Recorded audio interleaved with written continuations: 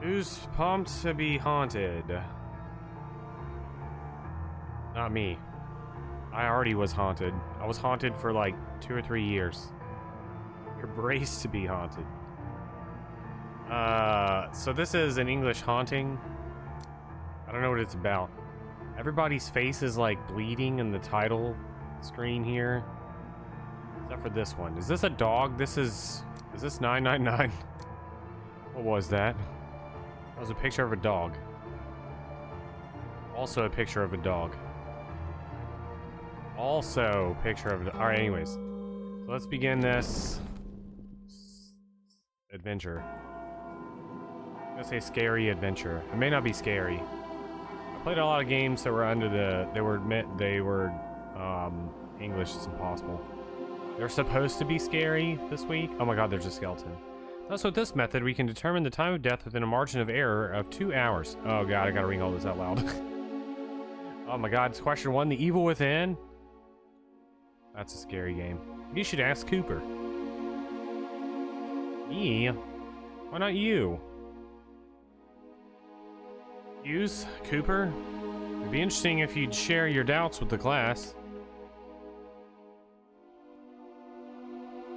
Look what you've achieved. Ugh, coward. Professor Moore. Is it true that you and Professor Ward are devoted to hunting ghosts?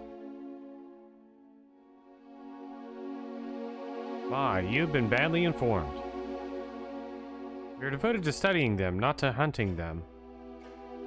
I want to be a ghost studier. That's nonsense. Ghosts don't exist. Or do they? Have any conclusive evidence that can substantiate that statement, Mr. Cooper? That word's too big for me. They're a myth. An invention of mankind to scare those of weak mind. Those of weak mind, eh? Alright. Let's see. How many of you believe in God? You can raise your hands.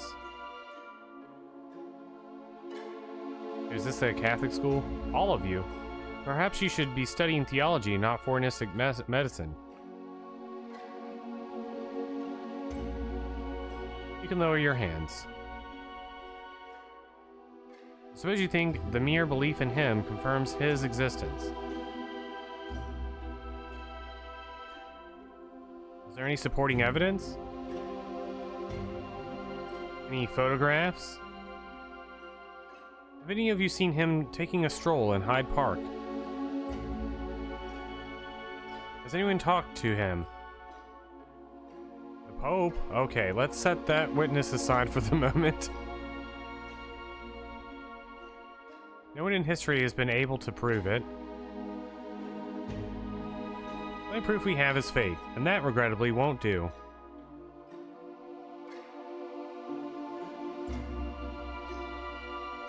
Look, gentlemen. Neither I nor Professor Ward assert that ghosts exist.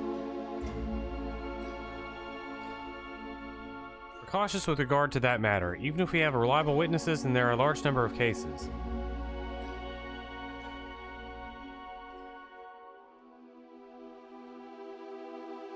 Are those arguments enough to accept this as a fact?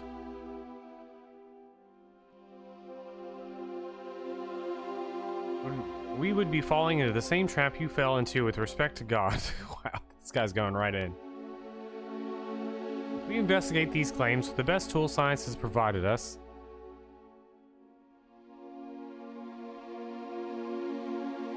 That is, the scientific method.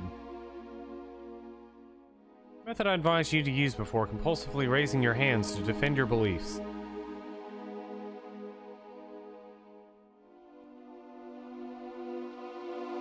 I don't think my father would agree with all this blasphemy.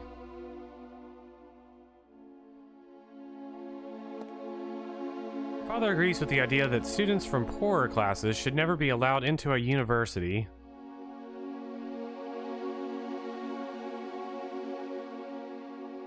as well as agreeing to use child labor in his factories.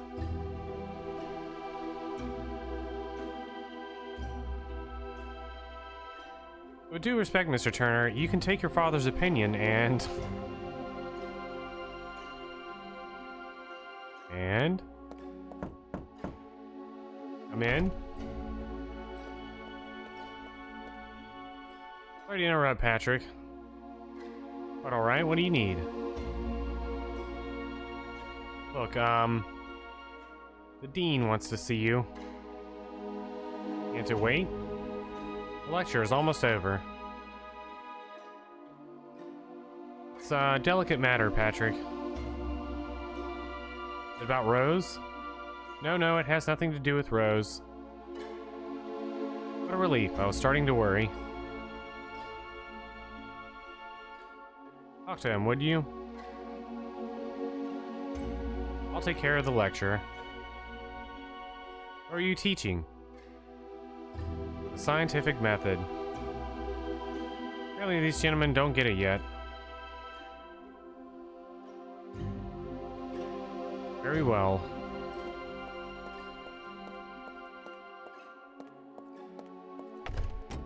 Well, gentlemen, the scientific method.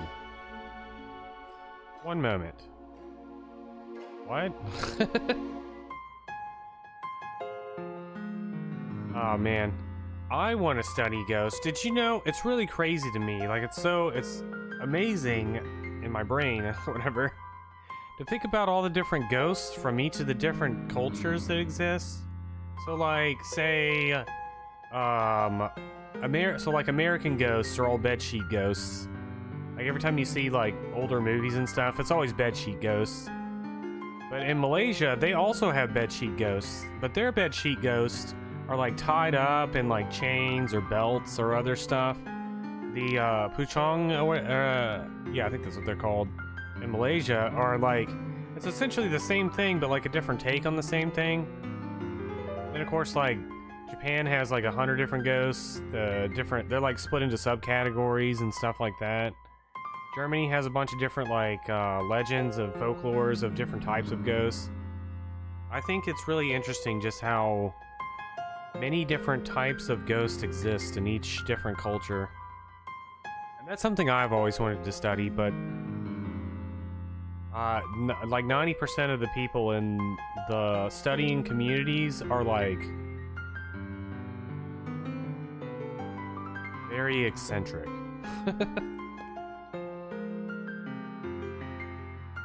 Anyways, Mr. Lee. Mr. Lee? Sorry, I didn't hear you. I was admiring the trophies. Did you know the university won the Greco-Roman Wrestling Championship in '89? I did not. We haven't won since. Such a pity. I don't know what year this is. Is this a year after that? There are more trophies in the hall. Why do I always find you in front of this cabinet? They're pretty, don't you think? Excuse me? The wrestling trophies. Yes, I suppose they are. It's such a point of pride for the university, right? Yes, of course. Can I inquire about your obsession with trophies? I want to win one. I mean, I want the university to win one in my discipline, Greco-Roman wrestling.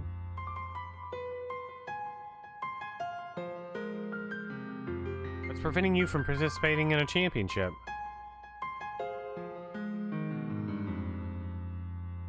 I understand you're a good wrestler. Manager Taylor. He doesn't want to be embarrassed, like in '96.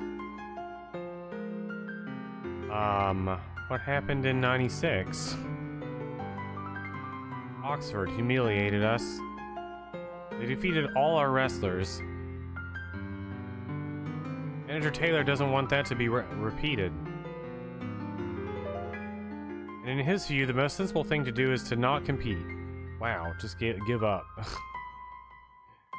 Makes no sense, right? Especially if they have me. The best wrestler university has had in years.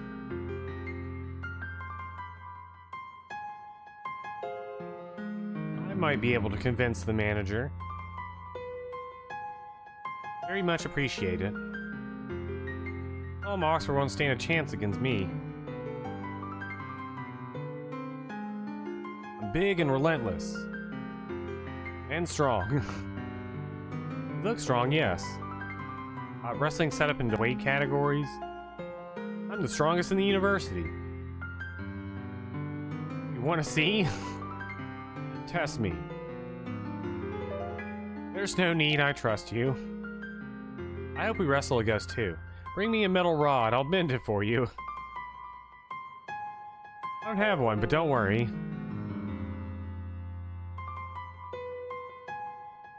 Do what I can to persuade Manager Taylor.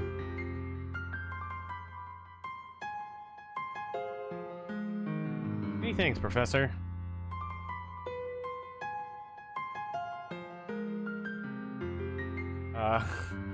Yeah, wrestling set up into weight categories, so he's big and strong, but the guy he would wrestle would also be big and strong. The manager won't count on you. This is unfair. I'm big and relentless. And strong. Strongest? Alright, hold up. Have a nice day. Have a nice day. You too, Professor Moore. It was a gift from Raymond Baxter, former pupil and famous sculptor. Represents a certain Celt deity celebrating the winter solstice. The board has threatened to retire this pagan figure several times to the pupil's dismay.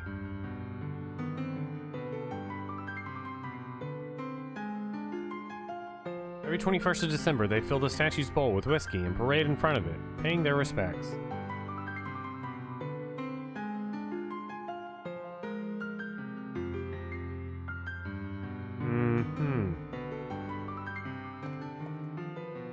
Section of the mini championship sports trophies the university has won.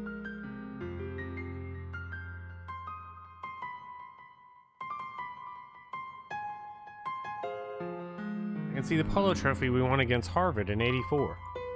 Also remember that cup. We won it in cricket against Middlesex. Never understood people's obsession with, like, winning things. Like, winning, not in general, versus winning objects. Like, why do you need a trophy?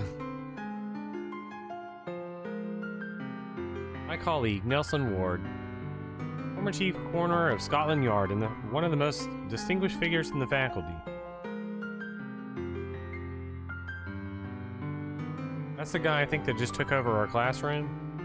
Was he? Who was the other guy that was the other ghost studier? Yo, what is the name of Miss Fortune's ghost friend? Oh my god. Illustrious professor. Candidate for the Nobel Prize in 1903 for his work on brain connections. This is 999.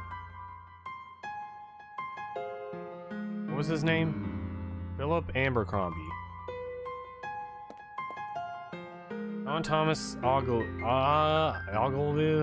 the best surgeon in London Hospital, taught here between 80 and 90. When he retired, he donated huge quantities of medical material, which we still use today for internships. I cannot pronounce anything today. Mr. Price, I forgot to talk to the painting guy. Professor Moore. Studying? Yes. Well, no. I'm reading a treatise on medieval churches. And, let me see. My dear Gregory, I'm telling you the unvarnished truth. believe I'm now familiar with the extreme limits of terror and revulsion that a man can endure without losing his mind. Hmm?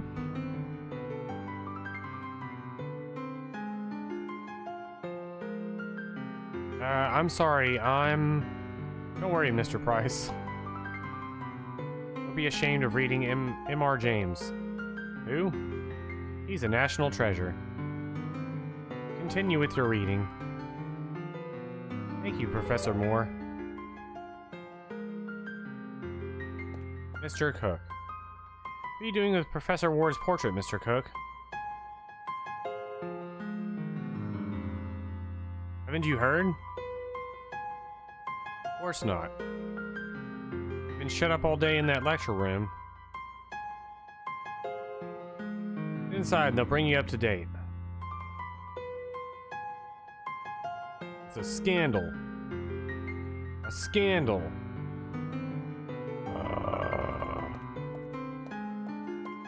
Oops, where am I going? The dean is waiting for me in his office. In this very floor.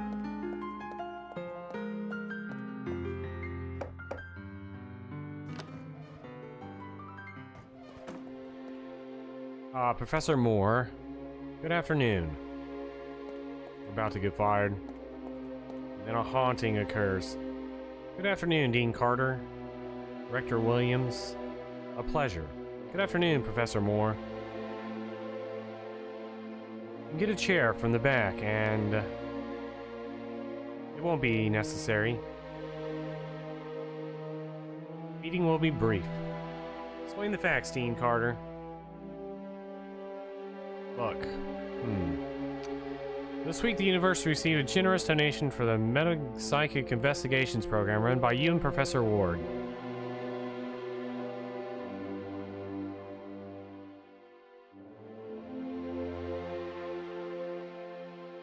£5,000. 5? That's amazing. It would be if not for a terrible event. All that money has disappeared from the Bank of England. What? We've demanded an explanation and they confirmed the money was withdrawn yesterday by your colleague.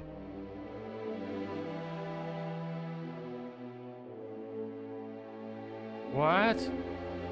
We wanted to speak with Professor Ward, but he didn't appear today for his lectures. Oh, I guess that was not the guy that substituted in. Let's try to remain calm, gentlemen. Professor might simply be... We've been trying to locate him all day. Ghost questions. He's vanished. He's run off with the money. It's an unprecedented scandal. Whoa. Why would he do that? Now, are you sure it was Professor Ward? Someone could have impersonated him. There are witnesses. The signature with which the money was withdrawn is undoubtedly his.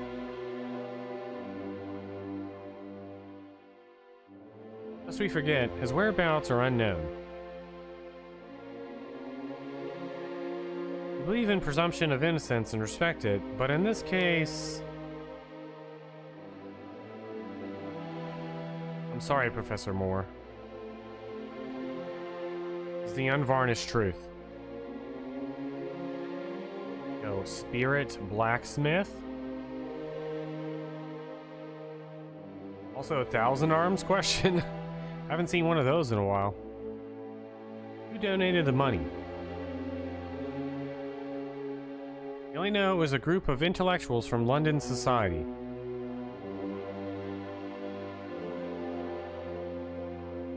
Nothing else. It appears they had no intention of making it public. And given the circumstances, they'd prefer to keep it that way.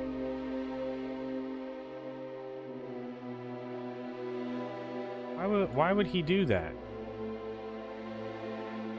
That is exactly what we're wondering. How could he withdraw the money? He's just a teacher. He shouldn't be authorized. One time he combined his teaching job with the position of deputy treasurer.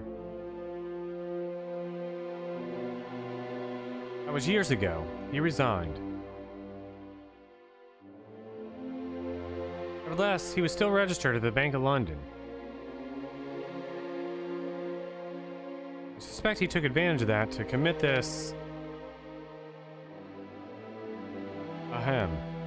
crime. To the point, Dean Carter. Yes. Sorry to tell you that as a result of this matter, the board is considering eliminating your Metaphysic Investigations Department, also known as MID.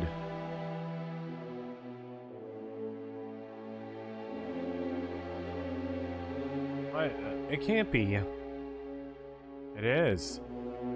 My predecessor authorized this department because of the immaculate career of Professor Ward.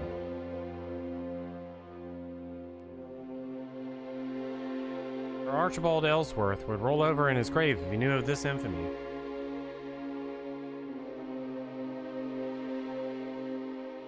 Surely you didn't presume to hope we'd keep this nonsense going after what happened, did you?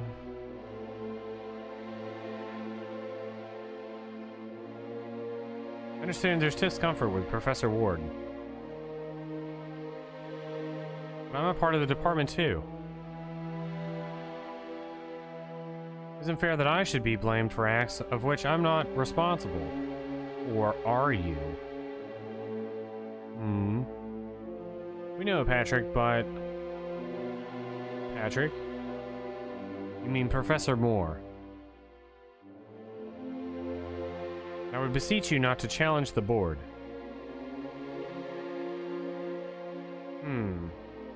However, as a courtesy to you, we wish your exit from the department to be as...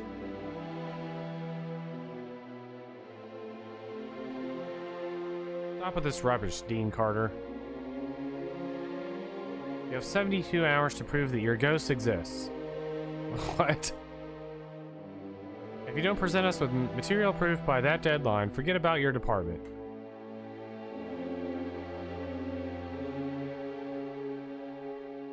"72 hours? That's not time enough to prove that what no one has ever proven throughout the entire history of mankind.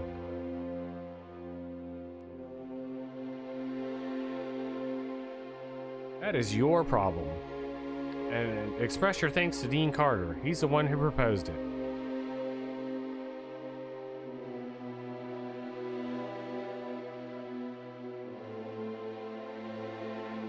If it were up to me, I would break up that circus right now with my own hands.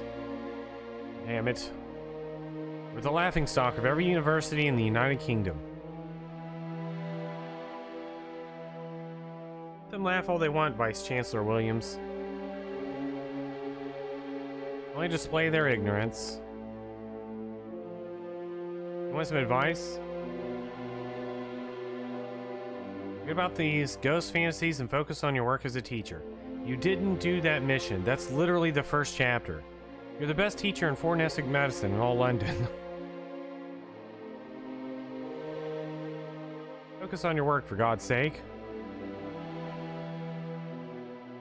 This is a serious institution. Superstition has no place here, neither do your progressive ideas.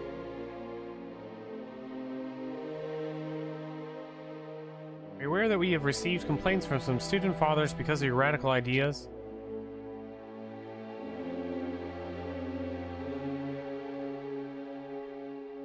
What's wrong with being progressive? Isn't it part of the university motto? Knowledge, improvement, progress.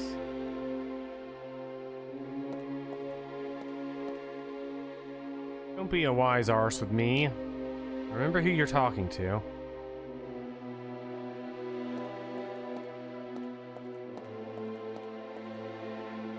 "72 hours, Professor Moore. Prepare yourself to say goodbye to a fantasy that never had any place in an institution as respectable as this one."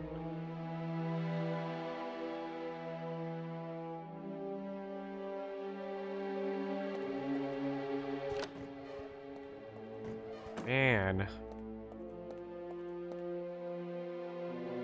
72 hours. 72 hours, Henry. It's humiliating. Why didn't they just close the department immediately?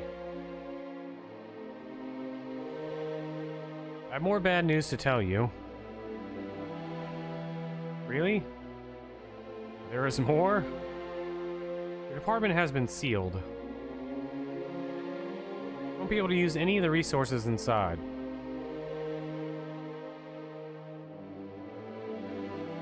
Damn it, Henry. Couldn't you...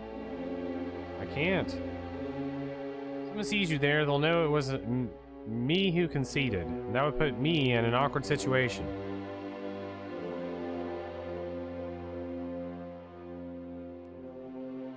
The board is treating this matter very seriously. I don't want my position to be jeopardized.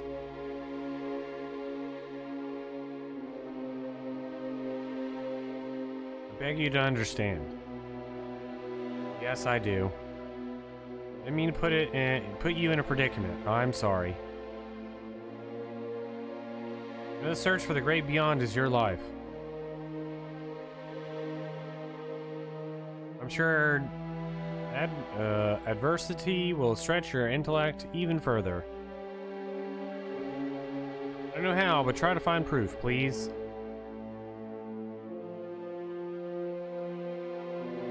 If it's strong enough, I'll show it to the board and they'll be forced to keep the department open.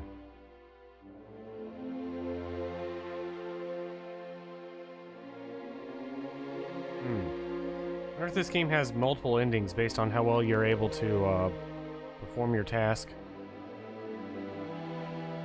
72 hours remain. I wonder if Professor Ward is still in London. Same thing I want to know.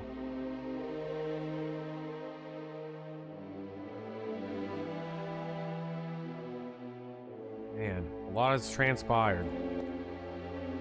We haven't done anything. How many of these have you written? One's on the first shelf. Part of the second one, too. Ghost, Reality or Myth by Dr. Henry Carter. William Snow, you wrote this one? Oh, yes. He's even read it. Really? Well, actually, only the prologue.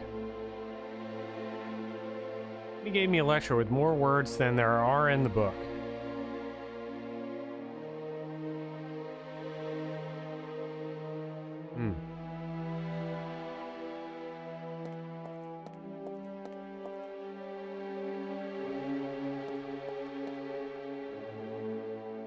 What kind of proof do you need to show the board? Physical ghost evidence. Tangible kind, of course. Something so conclusive that it would convince the ignoramuses of the board to reconsider their beliefs.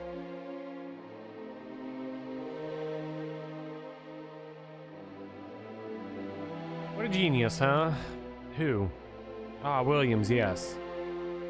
You know, he's never agreed with the university being involved in supernatural matters.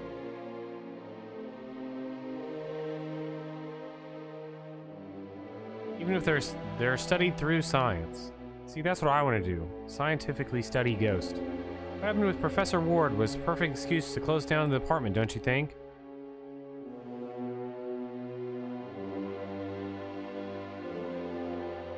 To him, it was like manna from heaven.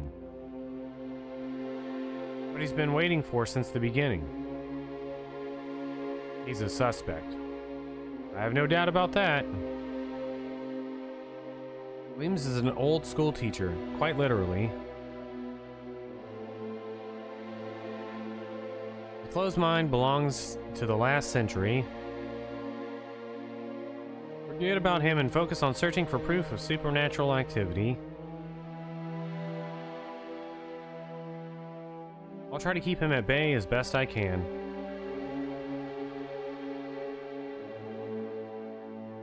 I don't believe what Professor Ward did. Indeed. Still processing it myself. The The evidence is unequivocal, Patrick. I'm stuck without him. Don't underestimate yourself, Patrick. You're an extraordinary researcher. No time is not in our favor. Perhaps pressure will put your brain to unsuspected limits.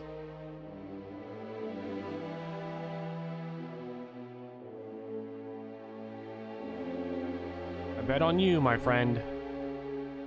Any ideas? You said you were working on an electromagnetic field booster.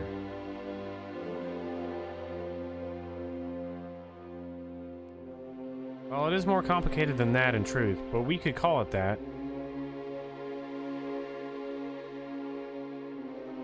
Serve to simulate supernatural activity, right? In theory, yes. You could use it in this rushed investigation. Did you finish it? Does it work? I took it home so I could work on it during sleepless nights. I'm missing a piece, and then I could give it a try. What are you waiting for? Ding. The electromagnetic field generator. So it goes... Alright, hold on. See what I can find. Time is of the essence. Good luck, Patrick. So your body generates a bioelectric field. And the study of science, it's known as bioelectric magnetism. And when you die, so energy cannot be created or destroyed, only converted. So when you die, it's said that your ghost is the electromagnetic field that leaves your body and tries to find like a place to convert to. Finally figured out what Lake Brescia was. Yeah, that's where you start the game. It's where they're on the beach. Sarah and Snow go out onto the fireworks. That's Lake Brescia.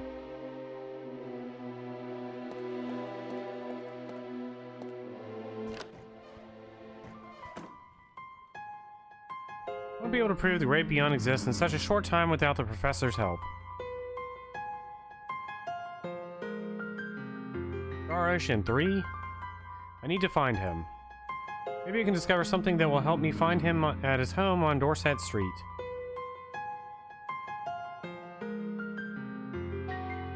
Actually been looking at the Star Ocean 3 speedrun. We'll just go with a little bit recently.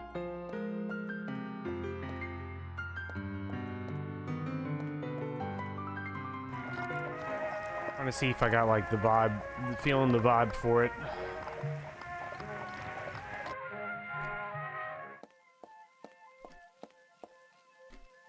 Lord Blackwood. Oh, Rose, you did not mention there was a family gathering. We came as soon as we heard. We're very disappointed in you, Patrick. Are you gonna play hold on. Do you have anything to say in your defense? What? I didn't do anything. Huh? Only wanted you to have some... Wait. Star Ocean 3 and Booster are the only ones that don't have some HD version. Star Ocean 3 has an HD version for the PS4. In fact, when it first came out, it was like horribly glitched. And they were saying you like literally couldn't do speedruns of it.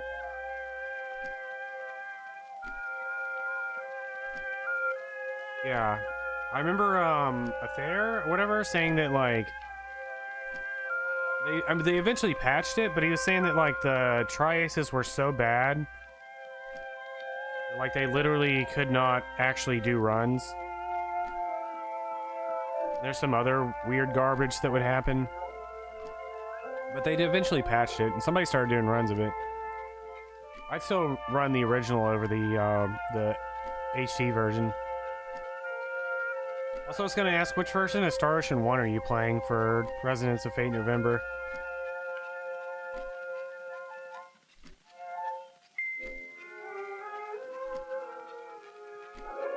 Let's see. Also, hold on. Also, speaking of Star Ocean 3 PS4, there was so many complaints about them not putting it on PC because that's when they put Star Ocean 4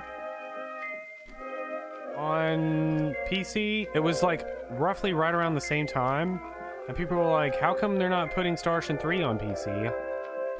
And then everybody was like, "Well, the PS4 version's glitchy as heck already." We assume they don't want to actually put the effort into it. I don't know. They have the ability to put Star Ocean 3 and 5 on PC, and they just don't.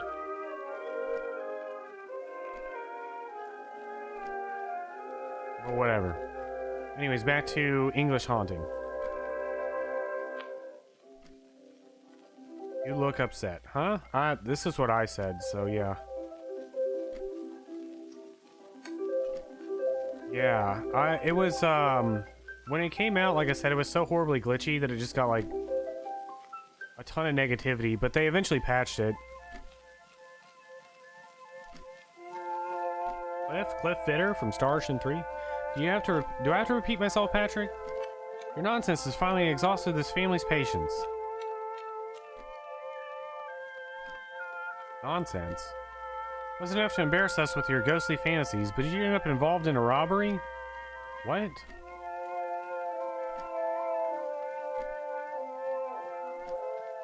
And at the university, no less. No one has ever defiled the Blackwood family name and... defiled? Yeah, the Blackwood family name until now. One moment. Involved? Sorry, what? I had nothing to do with... Silence, miscreant. The only words I will tolerate leaving your lips are an apology.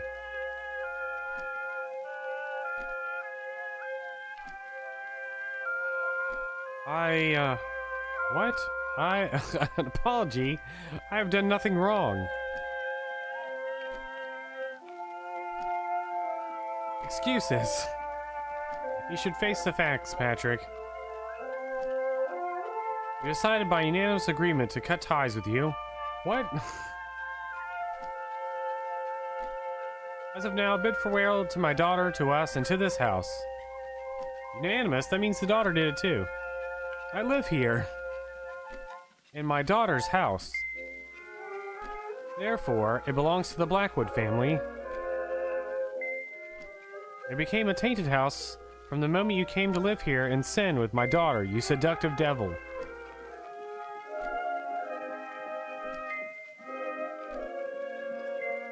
I cannot believe what I am hearing. Rose has nothing to say? That is right, Patrick. It would be best for us to go our separate ways. What? And there would be no wedding, of course. Is that it? This is how you end 3 years of blissful engagement? Blissful? Ha! You think Rose was happy with you? That is not all. As a major shareholder in the bank, I have taken the liberty of pulling some strings to freeze your bank account.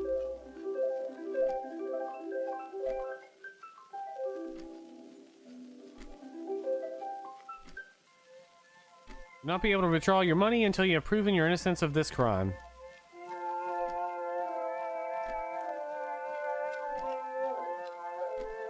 What? Is that even legal? I have all the right in the world. But you had best be prepared to spend your entire year's salary as a professor to afford a lawyer if you're intent on challenging it.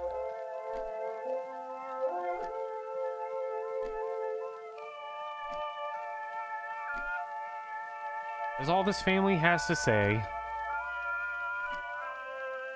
Hobson? Sir? Bring that briefcase and return it to Mr. Moore. We don't want that devil's accessory in this house.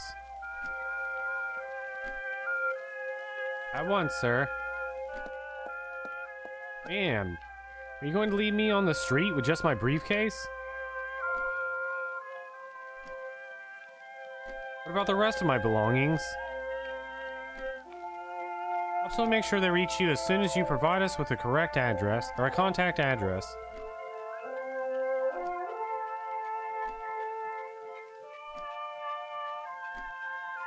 You are committing an injustice.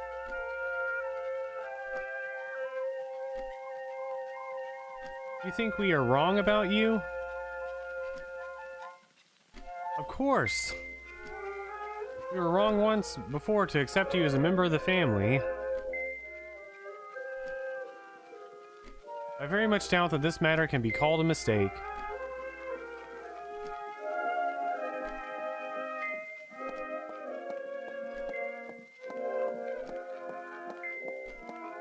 Tiny suitcase. Sorry about the situation, Mr. Moore. You do not deserve this. Thank you, Hobson. I appreciate that you're the only sensible person in the Blackwood household.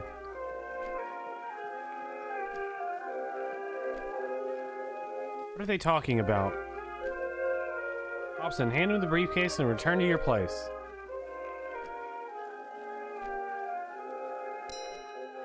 Bing.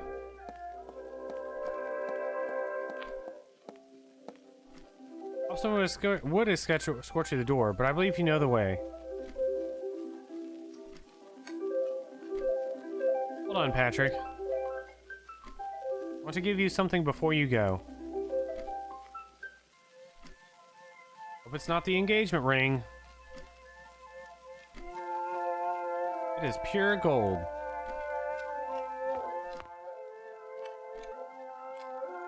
Take this. It would be rude to receive suitors with your portrait on the table. Wow.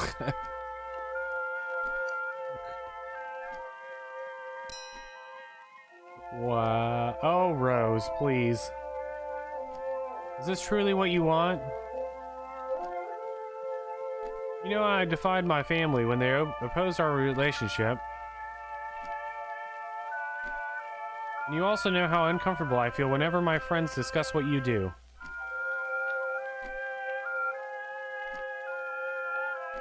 I'm a professor, Rose.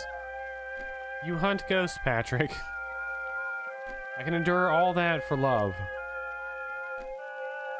You have been forsaking a relationship for too long.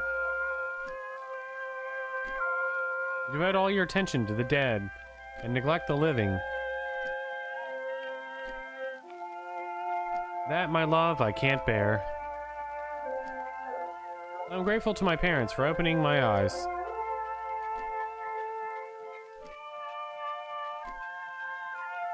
I know I've been very busy lately working on my prototype. And I'm sorry for what I've put you through.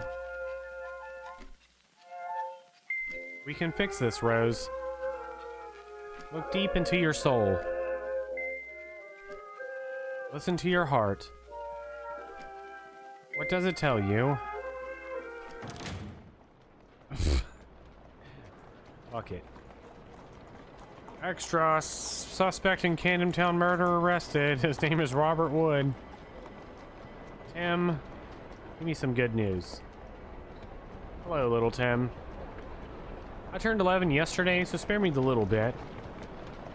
Happy belated birthday, Tim. Thought the nickname was because you're short. Just Tim, okay? By the way, your father-in-law had a word with me. Proper high and mighty type, you know. I couldn't call the police if I kept selling papers here.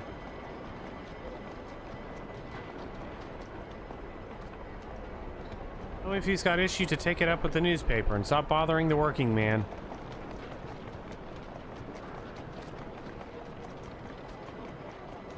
Copy as usual, right, Mr. Moore? I have no money on me. Go to your house and get it. I have no house. No longer live there. Really? Oh, you know, company policy, no money, no news.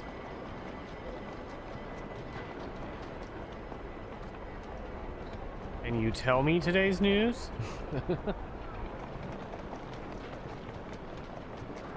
Sure, why not?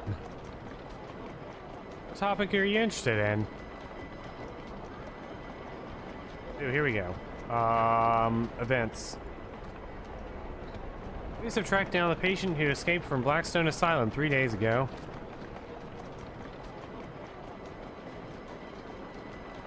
On being apprehended, he reported inhumane practices with the patients admitted there. Where you placed that one, eh? I've heard some terrifying stories about that place.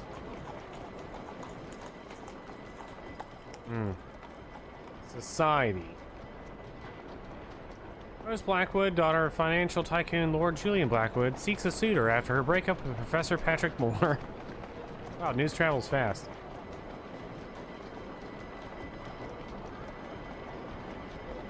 What on earth? I couldn't help but hear her father's shouts from inside the house.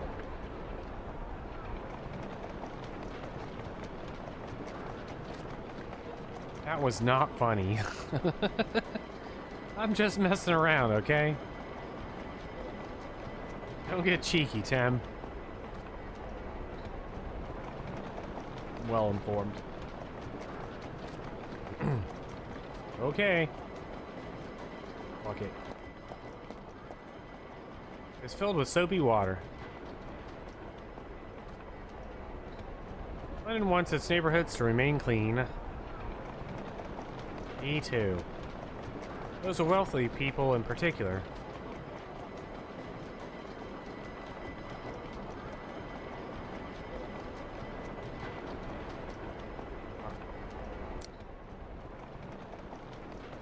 Now I want save.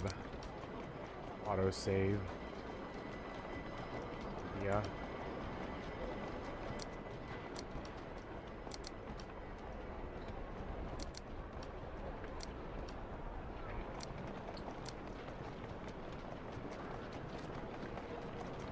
Look at this photograph. Tired of carrying this large frame around. I'll get rid of it, but keep my photograph. Ding. Patrick's photograph. Here's my electromagnetic field prototype. Ding. Spent many sleepless nights working on it.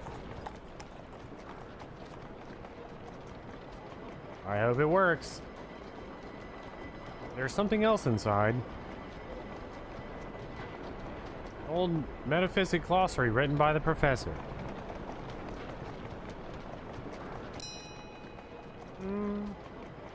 There's also a pair of my gloves that... Hold on a minute. There's only one. Where's the other?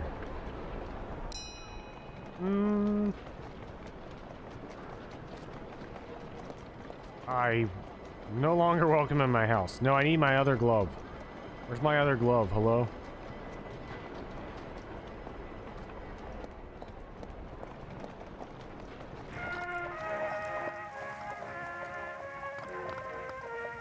This is Patrick Moore's house, but I don't live there.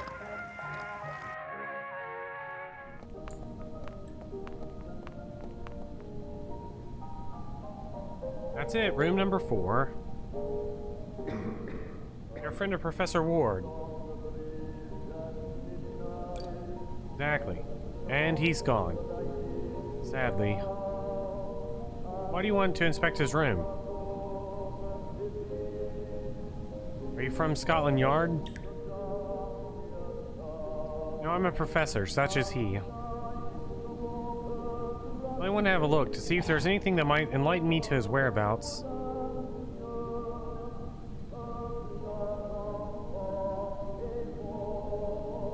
Ah, that makes sense.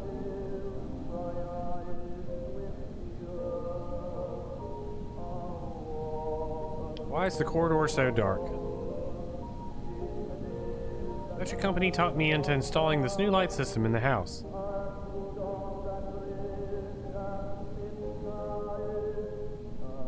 What they didn't tell me is that the price would double compared to a gas light. That's progress, you know. Progress for the usual suspects. Those in power. I've told the tenants not to use the corridor light unless they want my bills to start affecting their rent.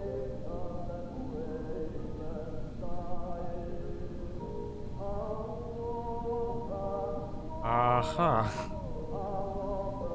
It's curious that he lived here. I mean, his salary was high enough to afford him a better place than this.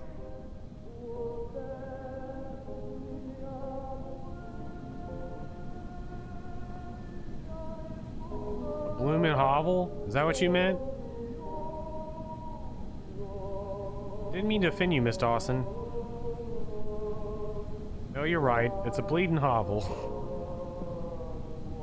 No, it's the classiest hovel in all of East End.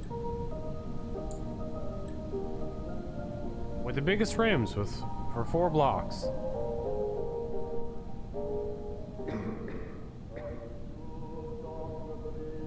When was the last time you saw him?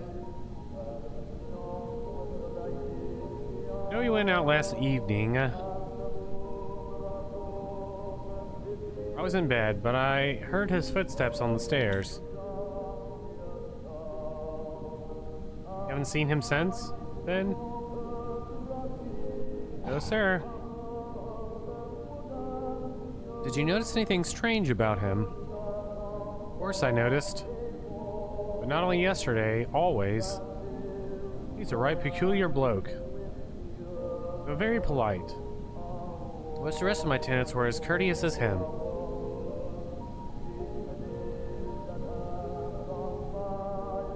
Would you do me the kindness of lending me the key to the room? I don't have it. What? Professor Ward was a bit forgetful. He asked for my spare key in case he lost his. Wouldn't be the first time that happened. He's got 2 keys. 2 lost keys. And me none, that's it. How can I get into his room? Wait for the locksmith to come tomorrow. I only have 72 hours. I'm afraid I don't have that much time.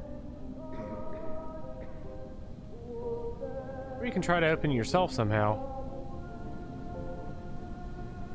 I won't object. Just try not to break it. Be downstairs if you need me. I was trying to get away. I'd be... You know how far away I would be in 12 hours? Plant. Barely any light. Can't discern what kind of plant this is.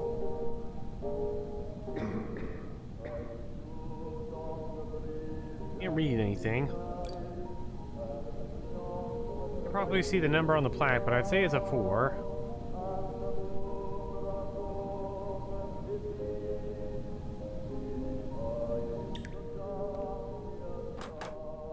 Closed.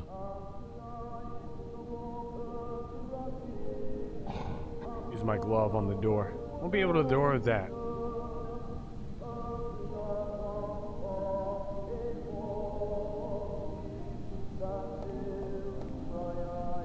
That's not Professor Ward's room.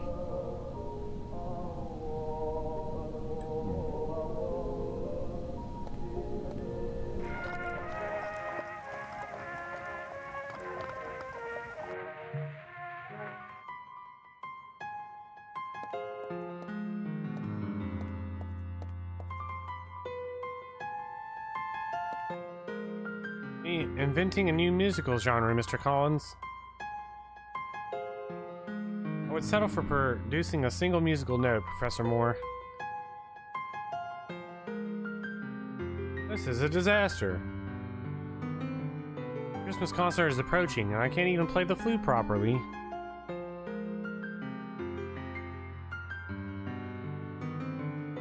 I don't have the strength to blow. I'm out of breath. Are you alright, son? I don't know what's happening to me. Too much exhaustion, I suppose. Exams, thesis, the concert. The more I think about it, the more I feel this tightness in my chest. Try to relax, Collins. You're far too young to have a heart attack. Oh, bad. Mr. Cook? Yes? They order you to remove the portrait of Professor Ward.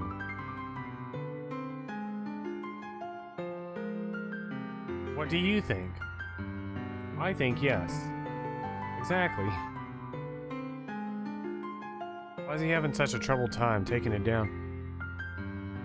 Who ordered it? Who do you think? Vice Chancellor Williams? Exactly. Do you need help? You're finding it hard to remove a simple portrait. That's what I was saying. You think old Cook isn't smart enough to take down a picture?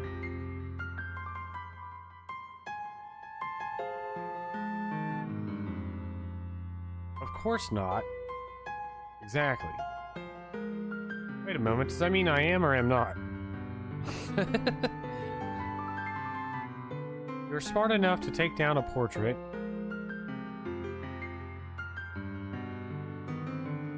Ah, good. Some genius thought it would be better to attach the paintings with glue instead of a pair of hook screws. Oh.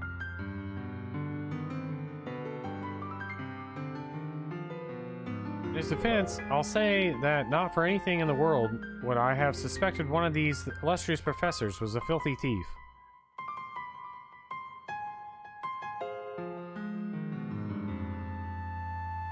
You've already been informed, have you? Sadly. Who would have thought, huh? It's not like it comes as a total surprise, frequenting the places he did. Such as? No one managed to take down this portrait with no tool. One only needs to know how to apply force. Thus said Pythagoras, give me a place to stand and I shall move the world. That was Archimedes. You don't need to correct me. I'm not one of your pupils. Oh, I see. Places did Professor Ward frequent? A pub for one, in the East End. The Red Lion. Some of his stature visiting such establishments. Someone of his stature visiting such establishments? How embarrassing. And in the company of a tart. One moment. What tart? A courtesan, I guess. They seemed quite close. She is surely his accomplice. How do you know that?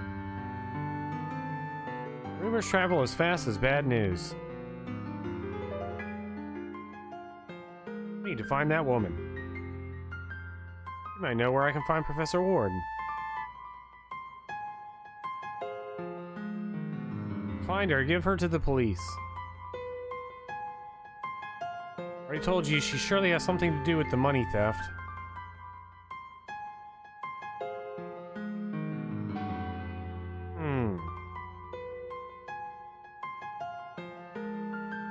Carry on with your work.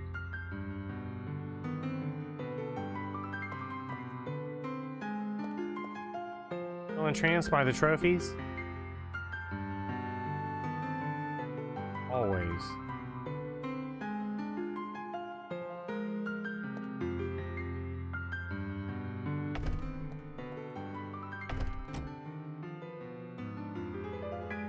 Well, flask and test tubes. There's a flask of sulfuric acid doing here. It should be in the lab.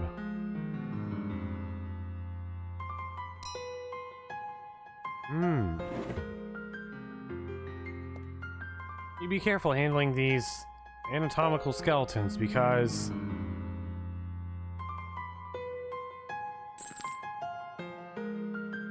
Very fragile. Ooh, we got a hand. I believe it's time to get rid of this old eraser.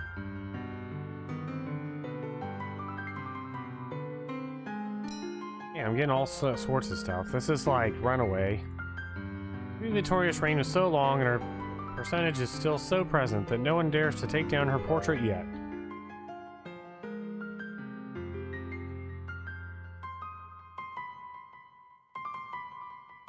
Our King Edward VII, crowned 6 years ago. Better late than never, he must have thought. Forensic science has progressed a lot in recent years. Hope these boys end up being as professional as Professor Ward once was.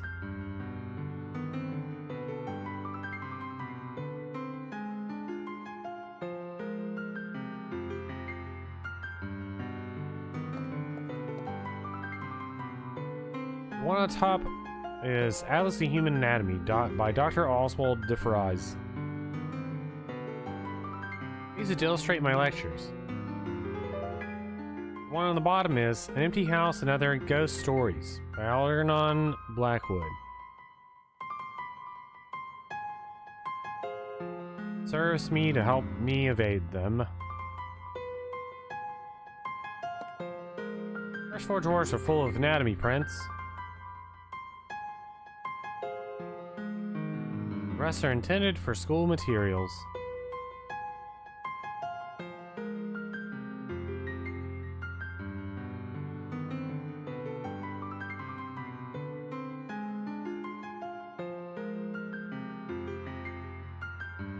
Frank? Bad news, right? Worse. The board has threatened to close down the Metaphysics Investigations Department if I don't present irrefutable proof within 72 hours.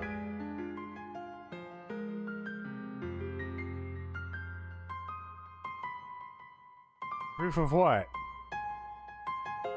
Of the existence of the great beyond.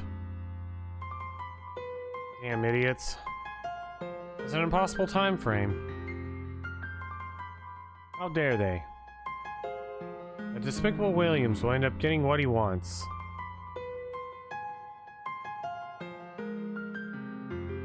Have you seen any ghosts lately? God willing, this would be easy, right? How long has the mid been running?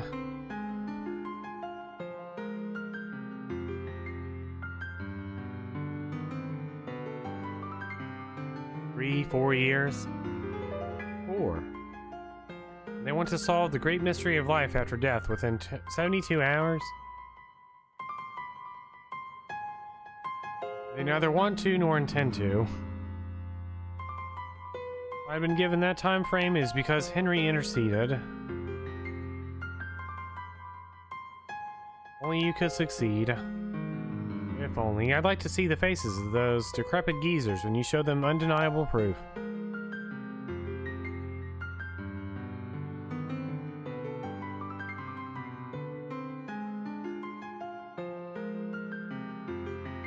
What do you think of what Professor Ward did? You asking me if I believe he's innocent? Is he? What do you think? I think neither of us is answering a single question. I don't know, Patrick. Wilson Ward is famous for being eccentric and impulsive. That, of course, doesn't make him a miscreant.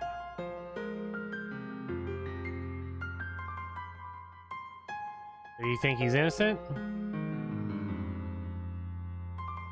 The evidence of the crime is unequivocal. Though simultaneously, I believe that if he committed such misconduct, he must have had a good reason.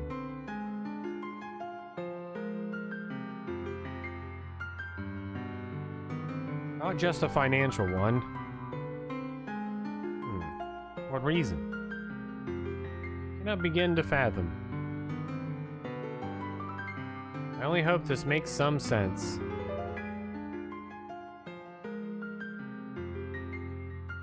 think I didn't know Professor Ward enough. We had a very close relationship, but it was purely professional. I don't know a single thing about his life, apart from him being the chief coroner of Scotland Yard before becoming a teacher.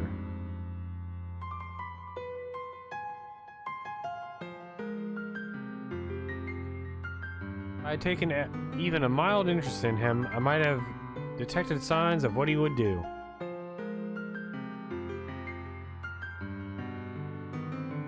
Don't punish yourself with that, Patrick. Nelson was very reserved. Not anyone in the faculty really got to know him.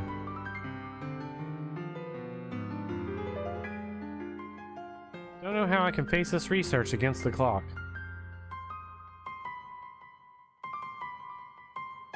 I want to be untactful, but that's an endeavor doomed to fail. I mean, to this day, no one has been able to find any conclusive evidence of the existence of the great beyond.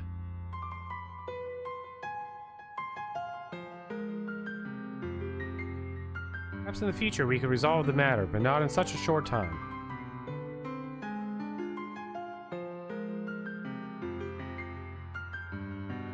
We need to find the professor. Can't do this alone. We were a team. How about asking for help from the British Society of Paranormal Studies?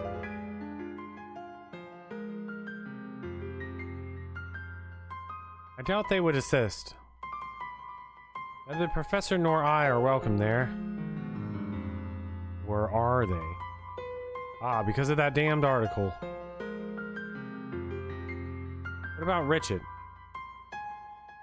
He always supported you. And he could be a valuable ally in this quest. Charles? He is not in London at the moment.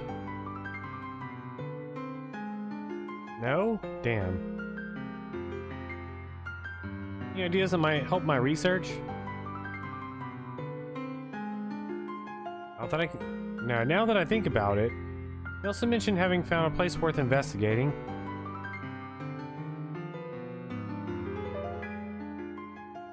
You remember where it could be?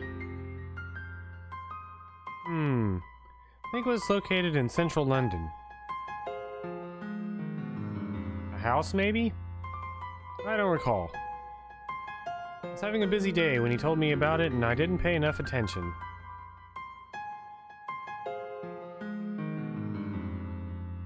Sorry, I'm not helping.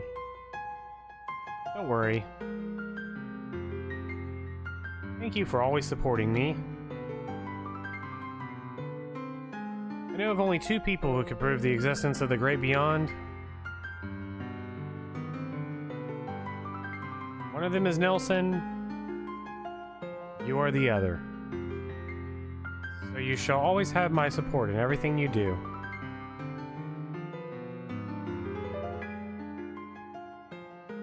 I should get going. If I can do anything for you, I understand, Frank. I appreciate it. Just a piece of chalk. That whole sequence back and forth, I'm like, I wonder if that piece of chalk is clickable. I'm gonna get stuck somewhere and I need a piece of chalk.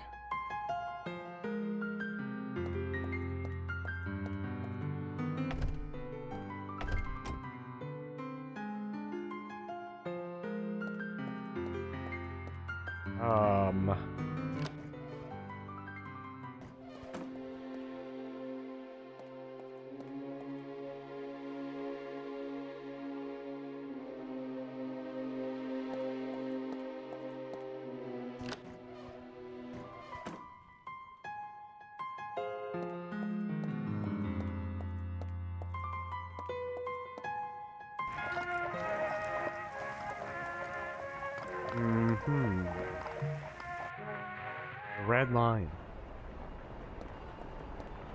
Whoa. Oh, I thought that was me, and I was like, wait, that's not me.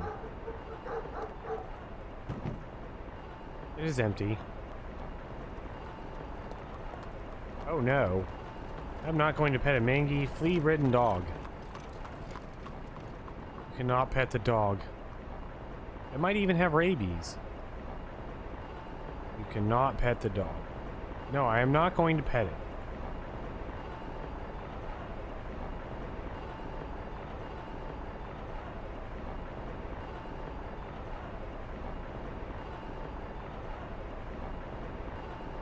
No achievement for spamming pet the dog. The Red Lion.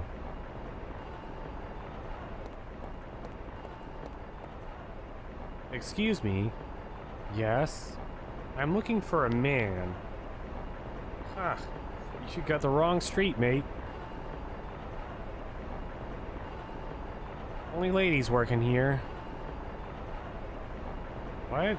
No, no, no. I meant... Never mind, forget it. Jesus, another one of those. He is busy. He's busy.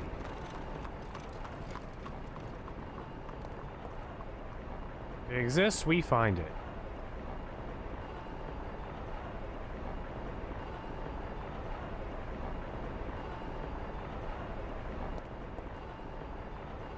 One round Jack, the invincible, champion of champions. There's no match for him. We'll be facing challenger Walter Black. Ooh. One round Jack. Falls over after one round.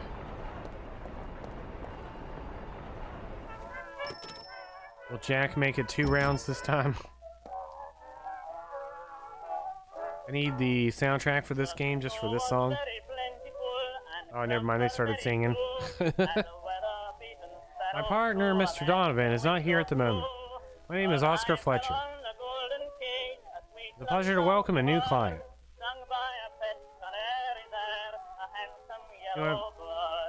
Wait, do you know what a press clipping agency does, sir? What? I just walked in. No, it's my first time coming to a place like this.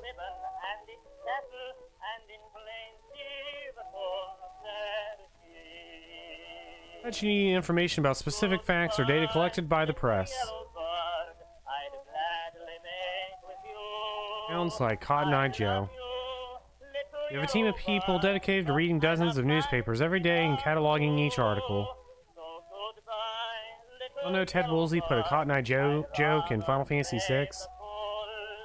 Therefore, we can offer you any information that has appeared in the newspapers in a matter of minutes. Or I can just ask Tim. Interesting. Tim gives me the 411 all the time. You're looking at our new notice board?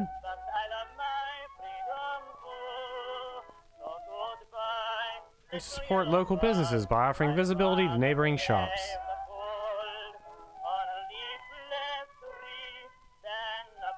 So far, only Mr. Lockley has availed himself of it.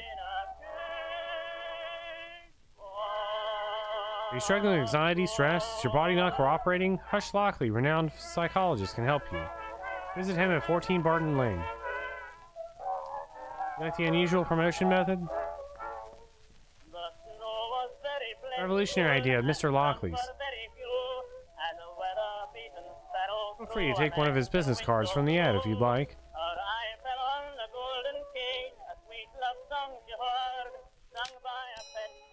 Ding. There's a remix that Niles did that has Cotton Eye Joe in it. It's like VC and Rick Ashley. There's a section of the song there, like they bust out the Cotton Eye Joe.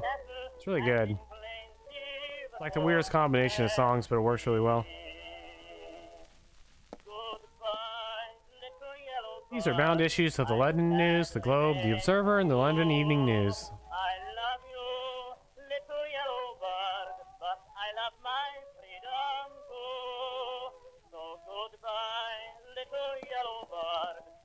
Ah, yes.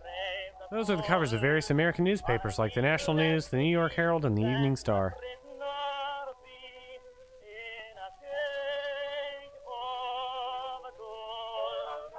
We also work with presses from other countries, although the delivery delay is considerable for obvious reasons.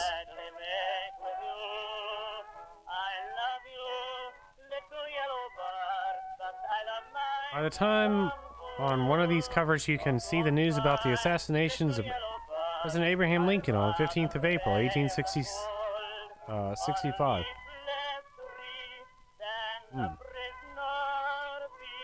Song, he's saying something, I love you, you little yellow bug.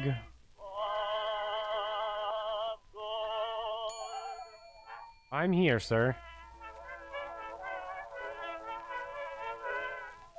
If it hadn't been for Cotton Eye Joe, I'd have been married a long time ago. Where did you come from? Where did you go? Where did you come from, Cotton Eye Joe? I need information on ghosts. Come to the right place. What topic? I can't think of any. I just need information. No problem, sir. I must be young.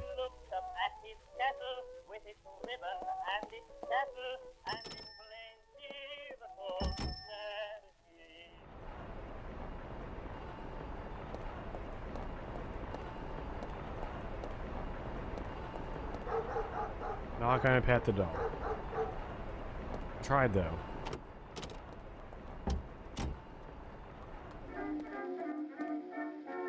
Ah, you back to Marsh. You're lucky I got more patience than Patty. Is this the Mafia? By the way, all this old dry wood looks mighty flammable to me. That is the Mafia. Remind Harvey about it. Any trouble, mate? No, none. Then get out of me way.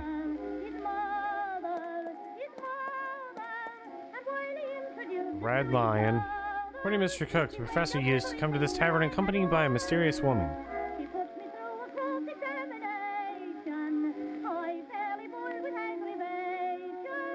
If they can tell me who she is.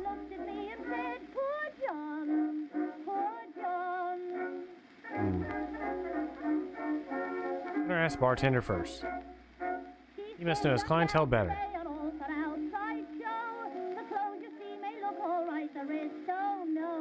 Die. Better ask bartender first. Might be used to taking whatever you please. But not at the Red Lion. You want a drink? Pay for it. I'm sorry. You tried, didn't you? Tried what?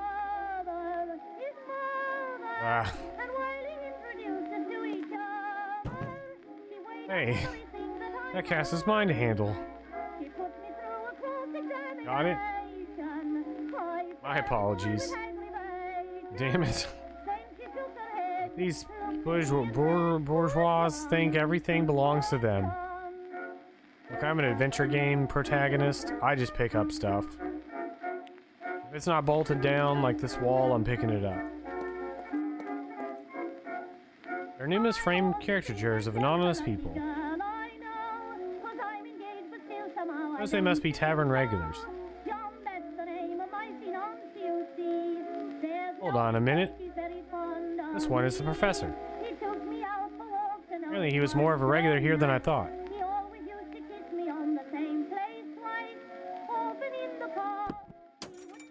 Oh, what the devil?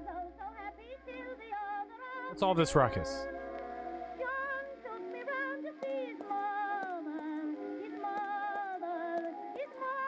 I'm terribly sorry about that. I just wanted a closer look at the picture and... one of those things. They're done by an old man who spends too much time here. named Tanel. Harvey says they're worth a lot. To me, they're just scribbles. You know what? If I hang it back up with the glass broken, Harvey's gonna go ballistic. Pick it up and toss it away. There's plenty of them on the wall. Harvey won't miss this one.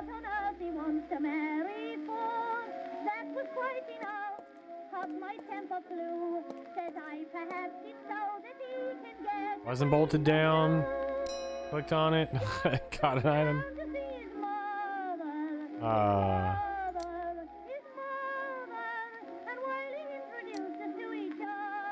I'll place my photograph on top of Professor Ward's caricature.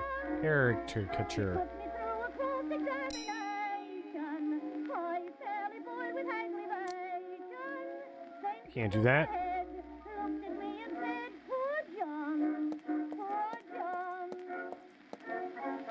Good afternoon. Drinks are paid for in advance. Because you won't have an issue with that.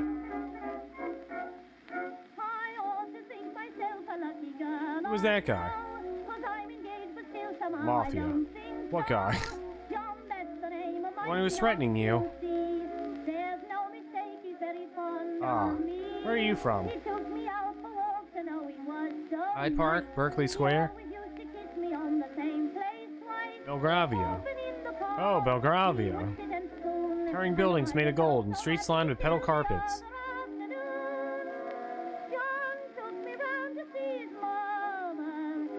I wonder someone like you wouldn't know Patty's men. Patty, is he a thug? You keep your voice down, you fool. You don't need his services. But in this place, he's indispensable. More affordable than bribing the police. And he acts faster. I don't suppose you know what I'm talking about, Mr. Belgravia.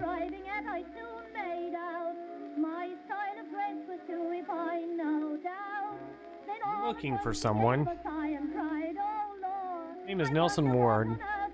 He's a university professor, always well dressed and a bit eccentric, I'd say. I've been told he frequents this place. I have the faintest idea who you're talking about, sir. Not even the woman who usually accompanies him?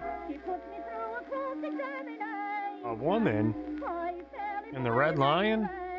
Are you joking? Only women who come in here are those whores who want to be bought a drink.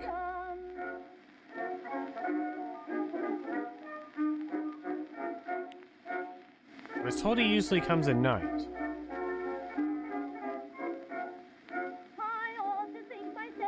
Ah, at night. That's Harvey, the owner of the place, who takes care of that shift. Come back later, he might be able to help you. Cannot wait that long. In a hurry to get out of the East End, eh? Ask some of these drunks. Maybe they know something. Don't get your hopes up. They've got enough to do without throwing up on themselves.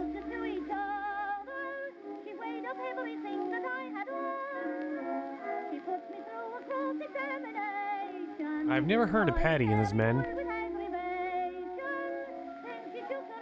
Who are they? Where do they operate? Or if you don't know anything, for your own good.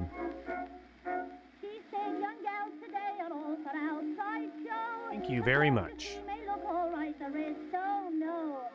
Excuse me, sir. John took me round to see his mother. His mother.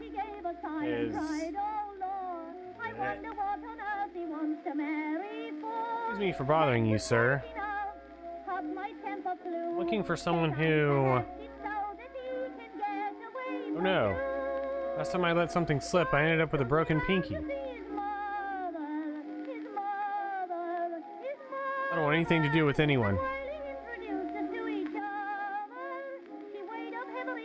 But you're here, take this. See you to Pinky. Looks like you're doing well for yourself. How about buying me around, huh? Jen, if you please. That greedy rat Bert doesn't allow credit. He's nothing like Harvey.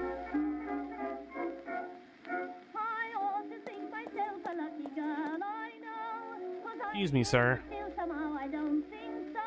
Z. Oh, I see. I apologize for interrupting your moment of bliss.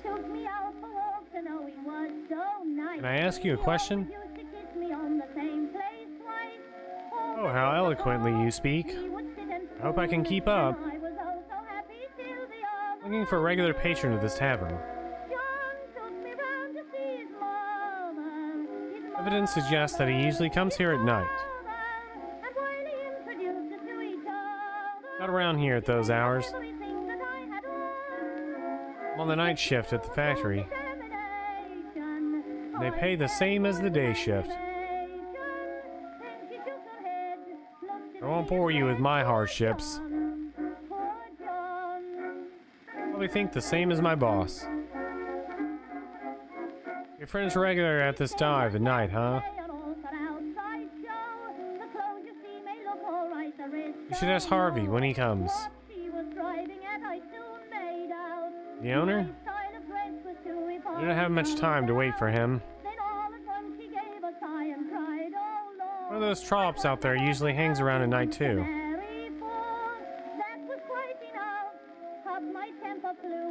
Does business with those who haven't spent all their money on booze.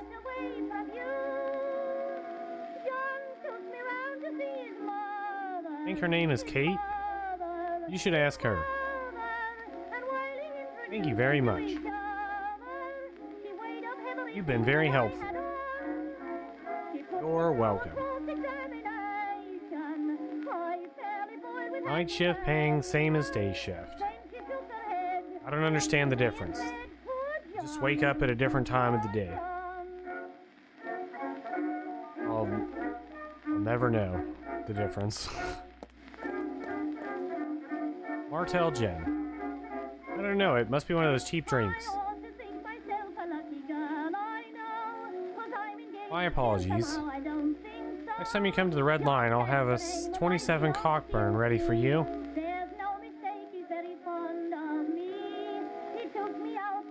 I'm sorry, I meant no offense. Bloody bourgeois. Me, I'm the one. It's, doesn't belong here. Give me something to drink in this glass. Of course. First you have to pay. Harvey extends credit to all these scumbags, but not me. You have money on you, I suppose. Unfortunately, no. Tough luck, sir.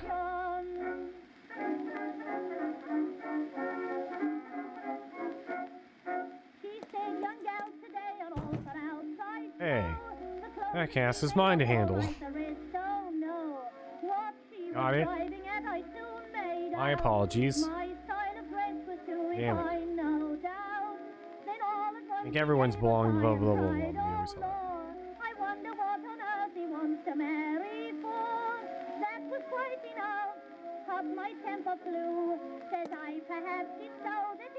The night Harvey can do as he pleases. Best for as long as I'm around, drinks must be paid for.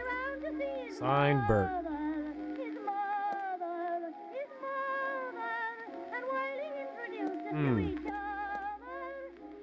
We'll find Kate. Ma'am, are you Kate? Are you Kate? Ma'am? You again. What do you want? Kate, right? No, I'm Ruth. She's Kate. That's what I thought. So I tried talking to her. Kate. What do you want, Ruth? Can't you see I'm busy? Busy? With that one? I didn't say anything because I wanted you to figure it out for yourself.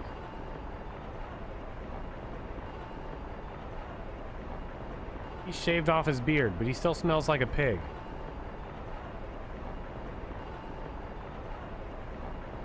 Hey, mind your own business, whore.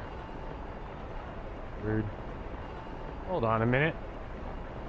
I think Ruth's onto something. You're the guy from yesterday who wanted a piece of us. And without paying. I don't know what you're talking about. I'm new in town. Want free sacks? Head to the alley behind that fence. No one ever goes through there. Just think of your mother. The hell? The whore laughs at me.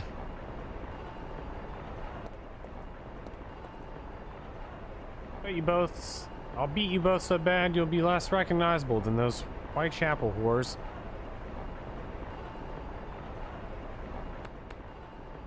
Any trouble, mate? None, officer. Sure about that? Aye. Bloody whores. Thank you for reminding these ladies of their trade, Sherlock.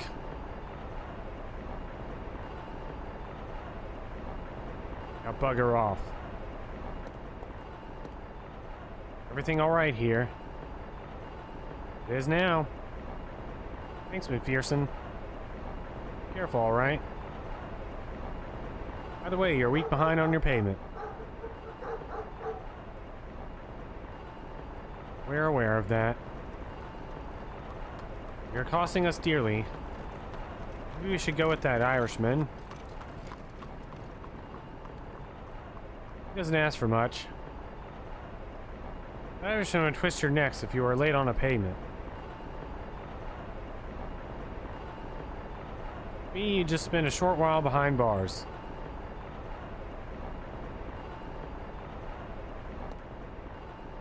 By the way, I'm Irish too. What do you want, Ruth? The gentleman is asking for you. He's one of those. One of those what? Come closer. Good afternoon, my name is Patrick Moore. Bartender at the tavern mentioned that you know most of his customers.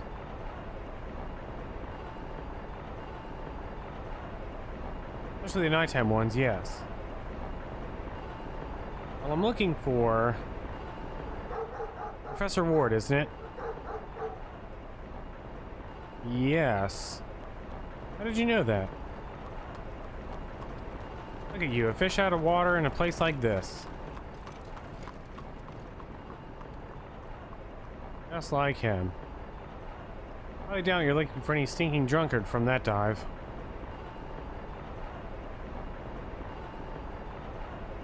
I know him, yeah. Very polite chap, one of the few who greets us when they come around here.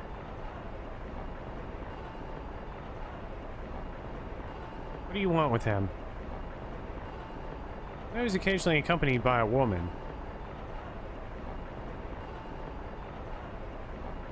Yeah? Do you know her? Do I know her? Marion Lennon knows her, and she's not the late queen. Who is she? It's been a slow morning, and it seems you have no intention of paying for my services.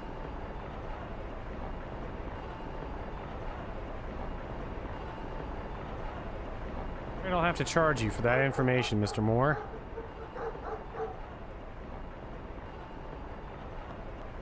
Truly sorry, but I have no money at all. Are you serious? That suit you're wearing costs more than I'd make in a month on the streets.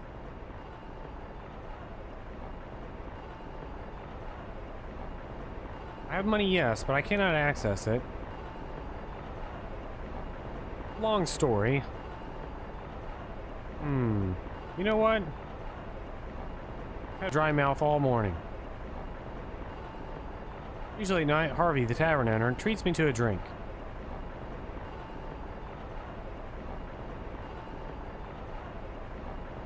He's not around now, and that snotty Bert isn't usually up for it either. Don't serve whores here, let alone buy them a drink. Tavern isn't his to offer anyway. Idiot thinks he's going to inherit Harvey's business. Give me a drink and I'll tell you anything you want. Used to talk more with a greased gullet. I can afford it. Told you I do not have any money on me. Has there been a ghost yet? No. No ghosts so far. You'd be surprised to find out who that woman you asked about is. Gotta be her. She's probably the woman. Yeah, a whole lot of talking, but no ghosts. And you can't pet the dog.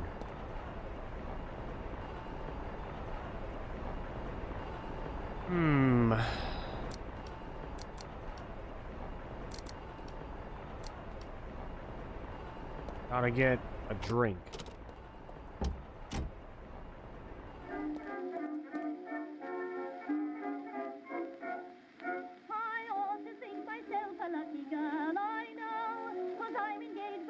I don't think so. John, that's the name of my fiancé, you see. There's no mistake. I assume we gotta, like, get something from the cask by distracting the tavern keeper with Guy.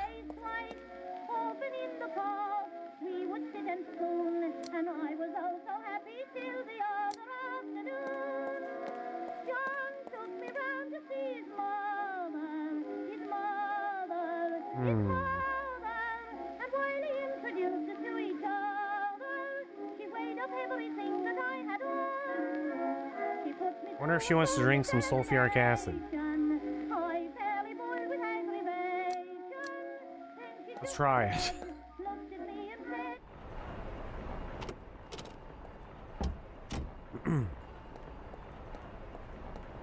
And would you like a drink of some sulfuric acid? Am I supposed to drink that? Yes.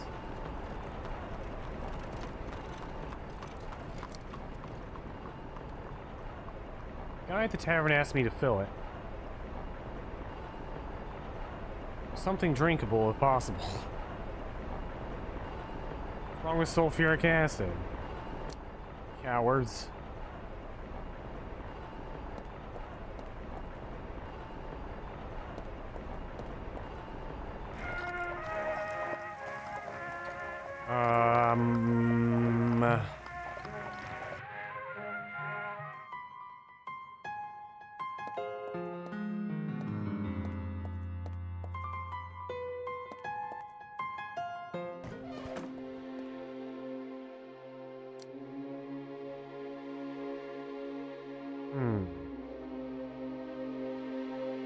Got anything to drink around here?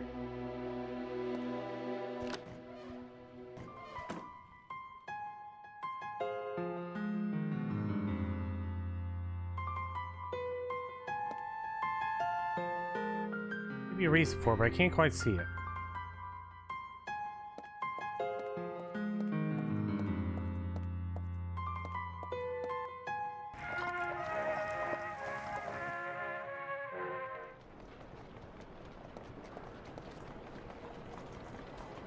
In the bucket, cleaning water, soapy water. Surely that's what they want to drink. You do not need to wash that. What about soapy water and sulfuric acid? I need to wash this hand.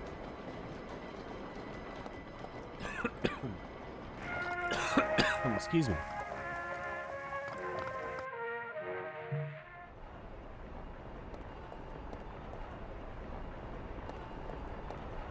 And would you like this hand? Am I supposed to drink that? Yes. What if I combine the hand with the glove? The glove is a good grip. I don't need to pair it with anything. Oh. Other than the other pair of gloves.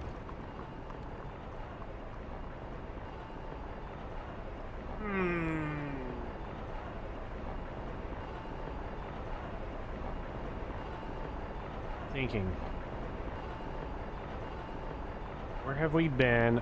Alright, hold on. Let's go back to the tavern. I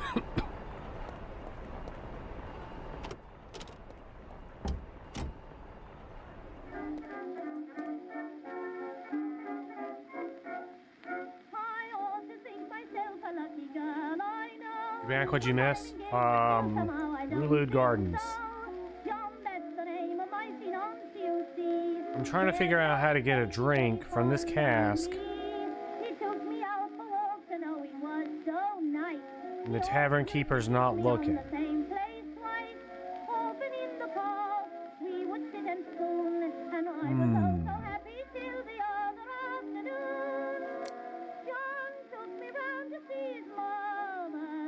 I go to Hugh Lockley's house. We've reached a dead end. I do have a guide pulled up, but I guess we'll consult the guide. I can't think of anywhere there's something in these casks. Still contains wine. Oh, okay. You get a swollen and damp. My hand slipped when I try to open it. Ah, good thing I got a glove. Never mind. Forget that. This glove is quite rough. My hand doesn't slip when I open the spigot.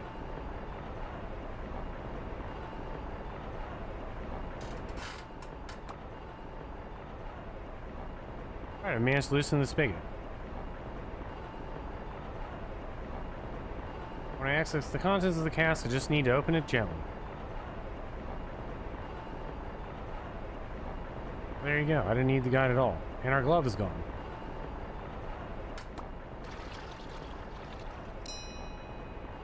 Wonderful. I just had to notice the other casks. Here you go. Wine? I was hoping for something stronger. I'm sorry, it's all I could get. Oh well, if there's nothing else.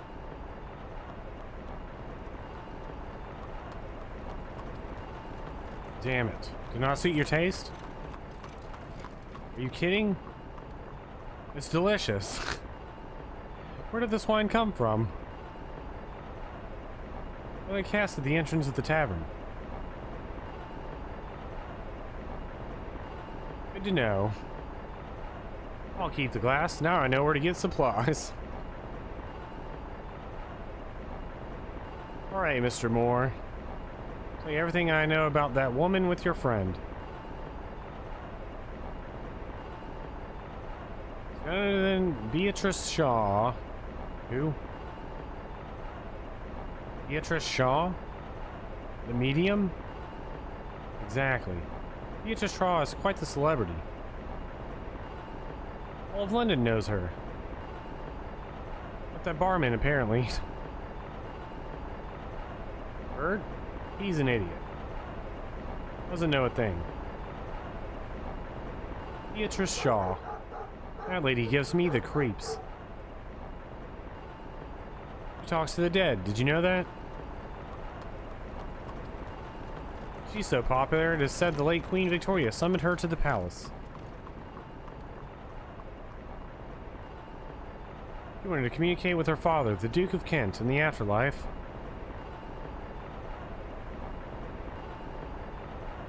These things make my skin crawl. Beatrice Shaw. What was the professor doing with her? He hates all those charlatans. Ask her yourself. Got a show at the Westmore Theater. I think I'll be on my way then. Thank you very much for your help, Miss Kate. Hope to see you here more often, Mr. Moore. With money, of course. You know what I mean? Wink? Certainly, next time I'll treat you to another drink. Mr. Moore doesn't quite know what I mean. Because you didn't say wink. But they don't got names. Even though they got names.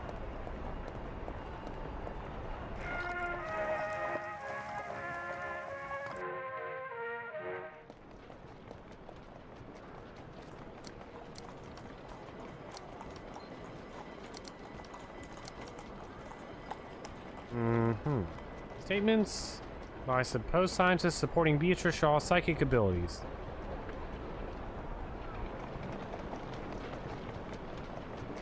I do not know any of them. They are probably false names. You're telling me they would lie? Beatrice Shaw's Phantasmagorium. Witness the incredible. Listen to the afterlife. The scientific community would take supernatural matters seriously if it weren't for these frivolous spectacles. Entry is prohibited once the show has commenced, sir.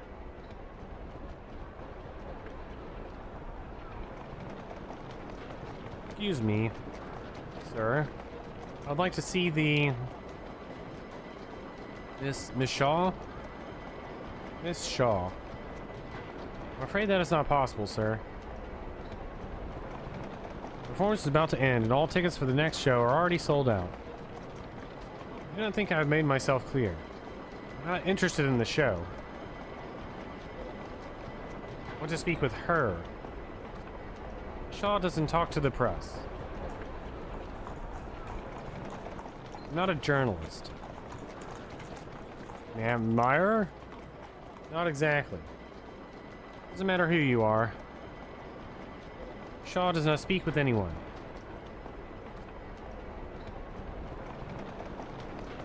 Good afternoon. I urgently need to speak with Miss Shaw. Say you again, sir. Shaw does not speak with anyone. Especially not with strangers. He is a private person.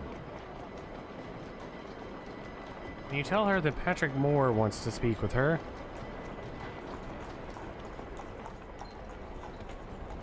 Who's Patrick Moore? You? Yes. Sorry to say that I have no contact with her. I'm only in charge of ensuring that no one tries to enter the theater once the show has started.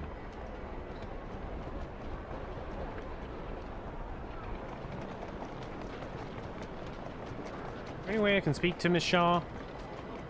Be a ghost. Ghost talk to her. I can't do anything for you unless Mr. Westmore, the theater owner, instructs me to.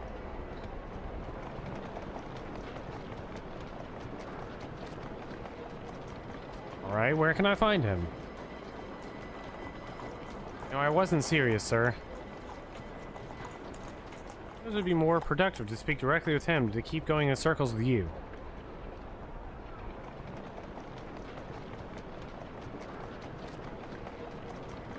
I mean you no offense. No offense taken, sir. If you feel like wasting your time, I can tell you where he is right now. Watching the boxing match. Yes, please. Mr. Westmore usually spends his evening at the Bass headquarters.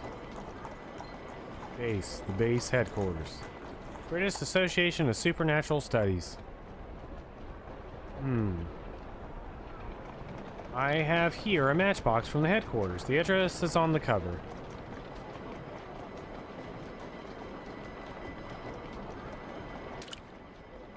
It fell in the puddle. I apologize for my clumsiness, sir. I'll just... Oh no, that's quite alright.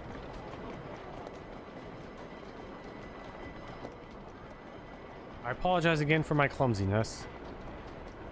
You can keep the matchbox if you like. Augie Matchbox. You know where the association headquarters are. Thanks for the matchbox. Yes. Soggy matchbox, it doesn't work. Does she really speak with the dead? Oh yes, sir. Her psychic powers allow her to communicate with the departed. Chilling yet fascinating.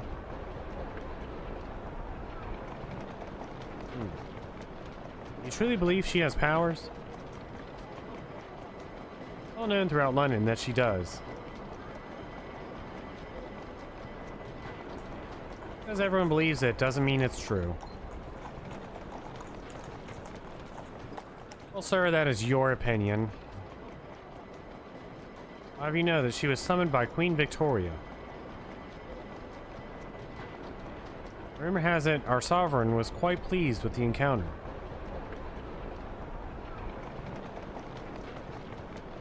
Tell me, do you think the Queen was duped as you suspect?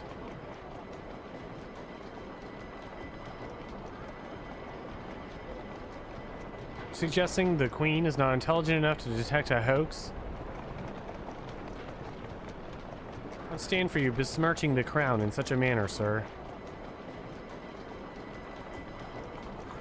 I've said nothing about the Queen. You're the one inferring it all.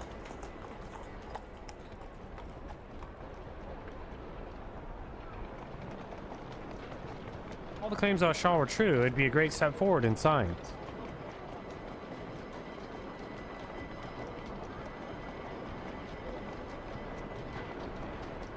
Unfortunately, that's not the case. Several scientists have certified Miss Shaw's psychic powers.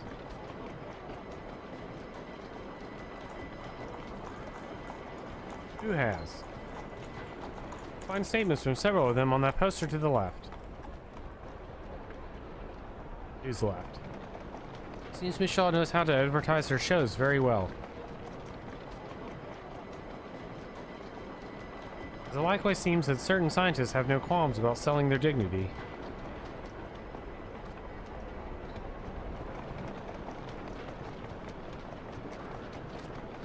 What? Good afternoon.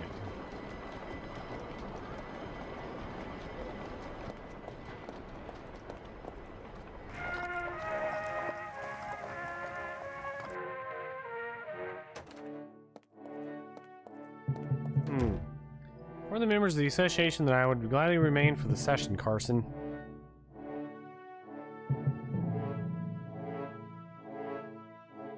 However, I have pressing matters to attend to. As you wish, sir. Anything else you require, Doctor? That'll be all, Carson. Please proceed to the saloon. Don't worry about me. Salon. Have a pleasant afternoon, Dr. Stone. Till tomorrow, Carson.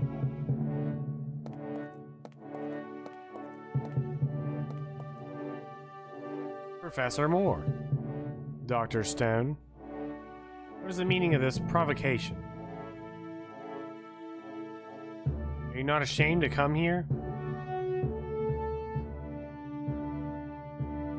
What? What do you mean? You know perfectly well what I mean. Oh dear. That blasted article, isn't it? You and your colleague, Professor Ward, ridiculed this institution. No, it wasn't exactly like that. The editor of the Gazette of the Society for Psychic Research in London commissioned us to write an article about the role of the bass.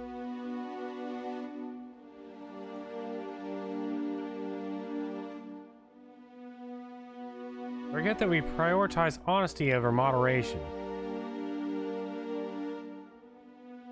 Language employed in that article was defamatory. If it's of any consolation, we should not have signed that article. It's not our intention of antagonizing you. Excuses. Allow me to cite verbatim. Any purposeful witness with a minimally coherent tale could pass through the scant filters of the Bass and augment its caustic archive. Casuistic archive. Man, they used way too many big words for me. Indeed, however, Bass proudly presents an extensive catalog of visual material which does not substantiate the existence of an afterlife, rather illuminates the nativity of its members.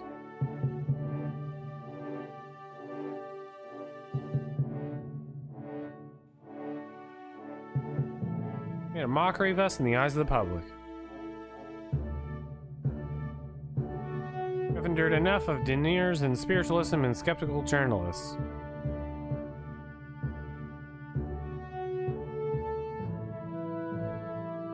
Goodness me, you appear to be aligned with them. However, it is of no consequence. You know what?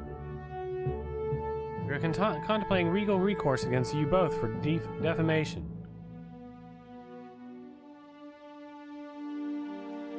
After Professor Ward's scandal, I expect it will not be necessary.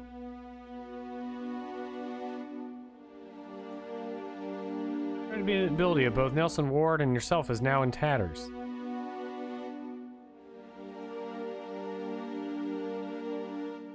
I'm unsure of your purpose in coming here, but I hope you receive the reception you have rightly deserved. That is, to be kicked out of here. Good afternoon.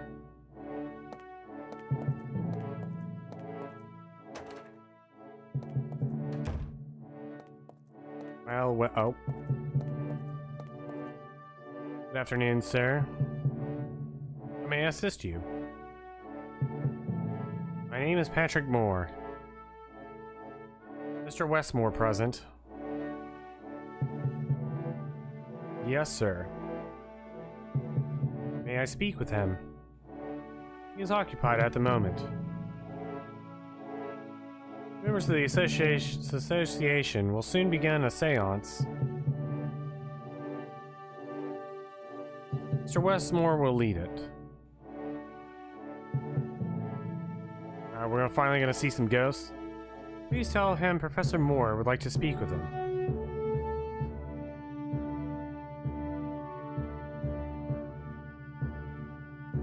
As I mentioned, he is occupied. Preparations for a seance must be done carefully.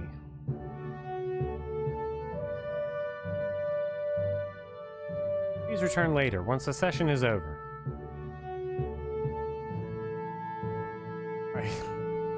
We're gonna see at least one ghost. How long will the seance last? 12 hours. I could not say. Some have taken 20 minutes and others 5 hours. 5 hours? Indeed, sir. May I enter the salon? Only members of the British Association of Supernatural Studies are allowed in the salon.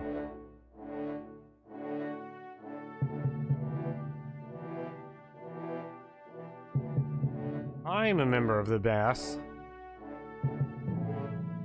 No, you are not, sir. We gotta put our picture in one of these frames. How can I become a member of the Bass? The recommendation of another member, sir. Thank you for your help. You're welcome, sir. If you excuse me, I have to proofread the latest issue of the Association's newsletter before it goes to press.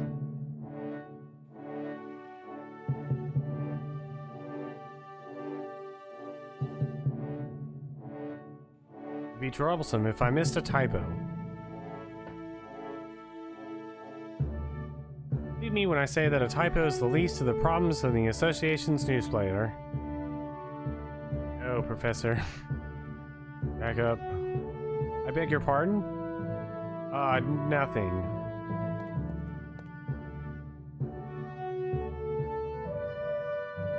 Look at these photographs. These are photographs of all the members who belong to the base.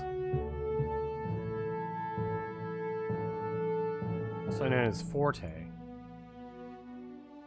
Excuse me, what are your intentions? Me? Nothing. Please respect this institution. Dang, they knew what I was gonna do. How did they know? You like this thing of sulfuric acid? I doubt Carson needs that. Maybe he does.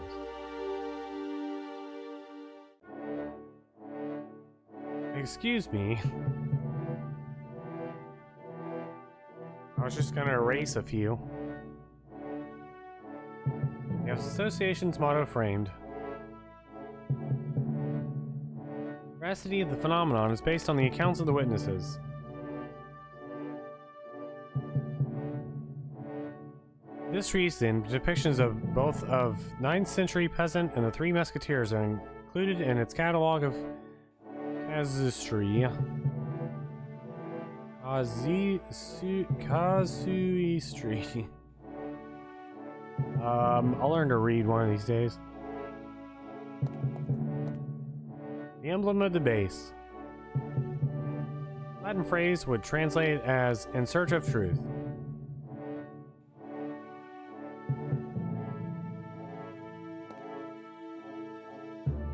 Copy the book Treatise on Primordial Fear. What's under glass? Really? There's a myth, an invention.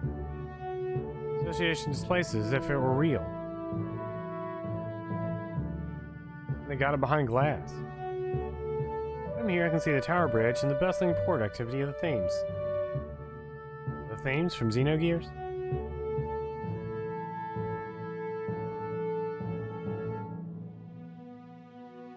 There's a ghost. Whoa! Whoa! That is not a ghost. Not even a human person. Scale lithograph of Gustav Doris St. John. Oh, fake ghost. Disgraceful. I was tricked. I thought I was a real ghost. Reputation here is already bad enough to be accused of theft as well.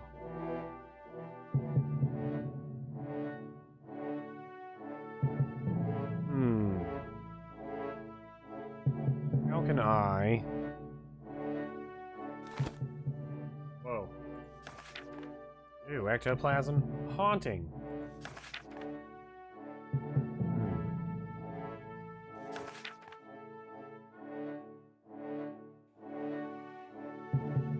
Seance by the medium William Roberts in 1905. Materialization of spiritual energy emanating from a medium's body. Usually appearing as a white vaporous substance, it can take on forms of deceased individuals or objects based on the medium's abilities. In photograph, Finch medium Camille Durand expels ectoplasm from her mouth. Other times, substance emanated from ears and nostrils. It's just like vomiting out ectoplasm. Fake ghost means we're getting close to real ghosts. Or does it?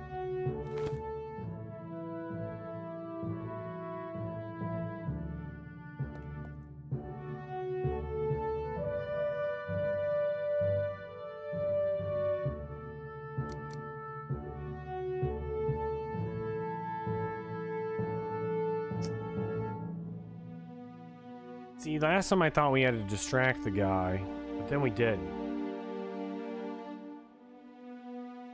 Can I just go in the salon? Sir, only members of the base are allowed to enter the salon.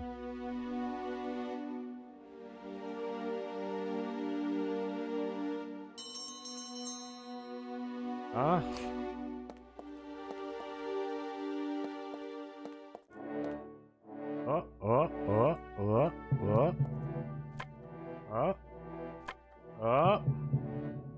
Have the gentleman called? Not now, Carson. Seance is about to begin. Do not interrupt us again. My apologies.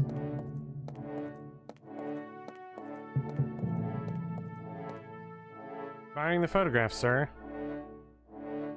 I was looking for myself in them. There I am, third from the left in the third row. What? Let me see. Indeed, it's you. Alistair Ainsworth. How peculiar, I could have sworn... I recall your name being Patrick Moore, and that you're not a member of this association. What? Alistair Patrick Ainsworth Moore. That is my full name. Naturally, I am a member. I enter the salon now, Carson? Yes, I suppose, yes. Thank you very much. You can return to your duties. I can't believe that was the solution. I've never had to do that before in my whole life.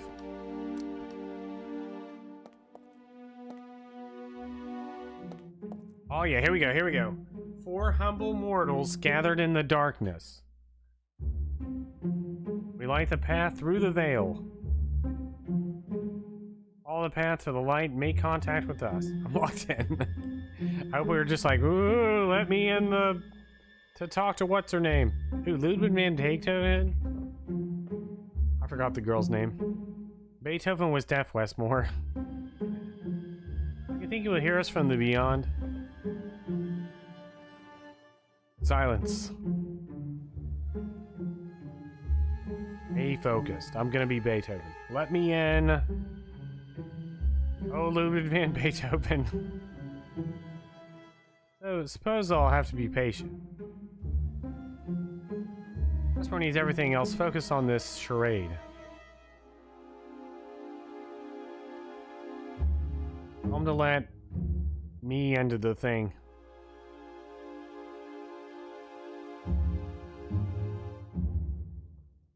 You'll be upset if I interrupt the session. Hope this won't take too long.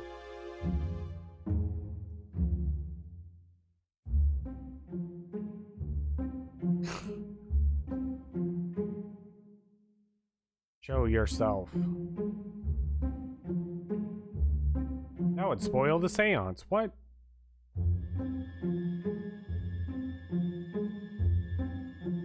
Light us with your music.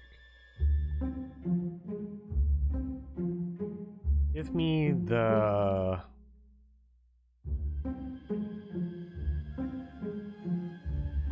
I'm gonna need the flute.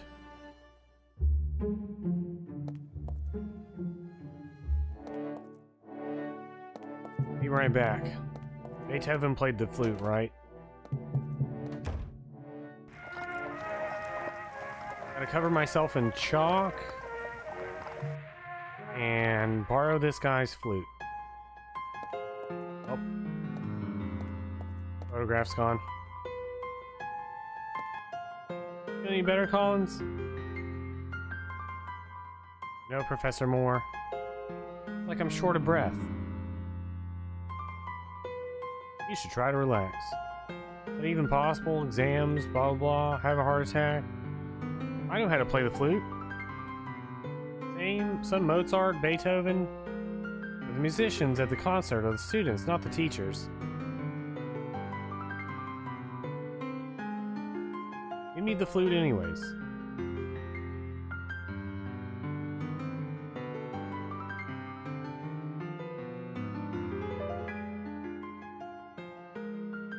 Why don't you go to the Christmas concert at my place? Yeah. I need your flute. I'll trade you my eraser.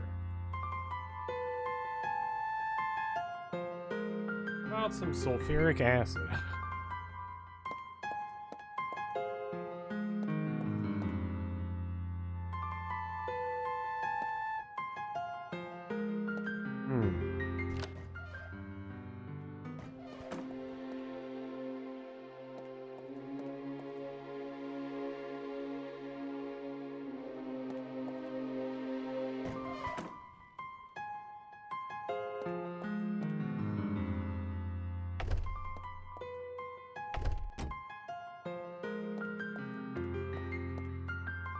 Frank. I should get going.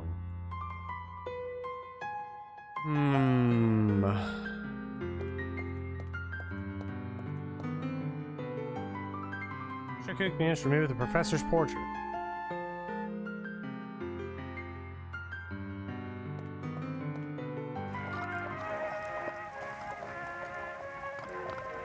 Double L.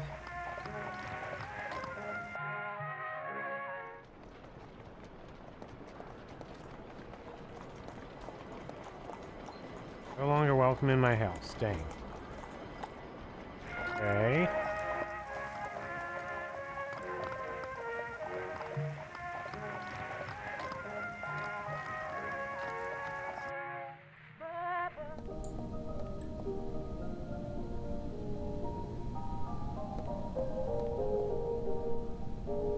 Won't be able to open the door with that.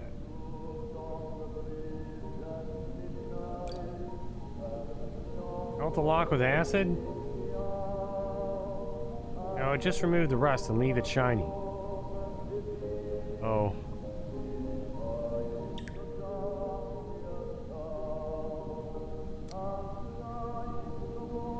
I have one other idea.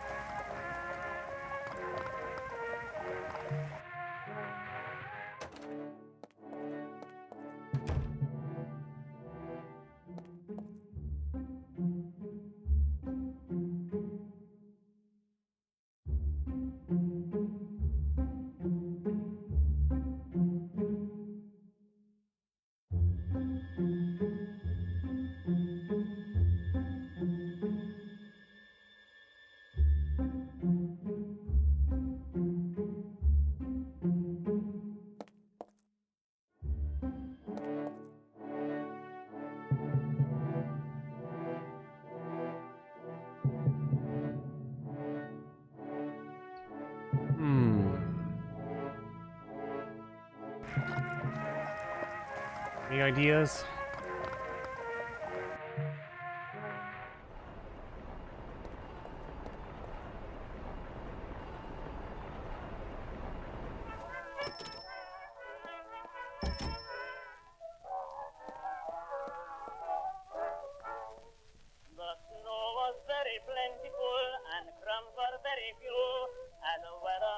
Oh, Nigel. Excuse me, sir. You cannot go in there. There are people working.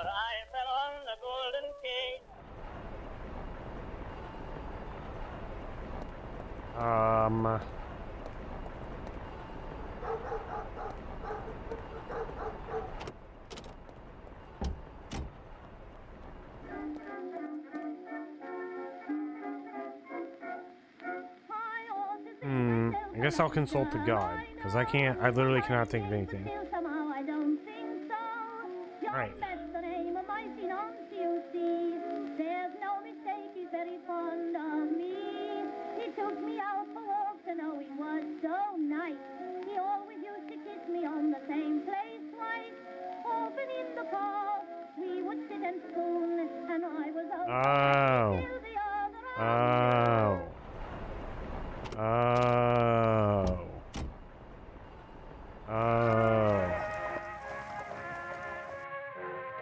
Oh. Oh.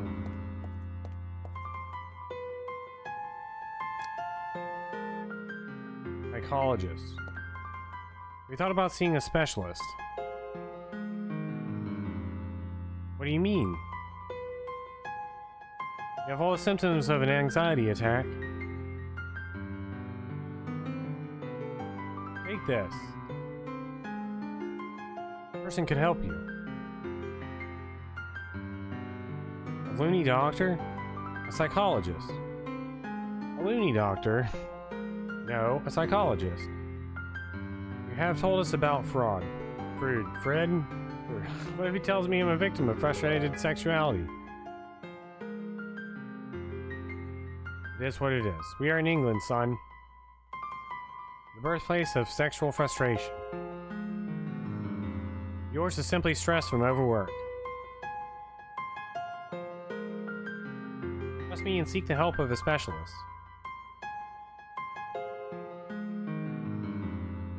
After the session, you will blow that flute so hard that the string musicians will have to make a superhuman effort just to be heard.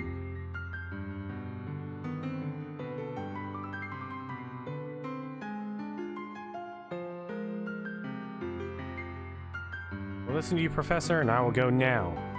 Right now. Do you mind holding on to the flute for me? Of course. Here you go. Ding, thank you.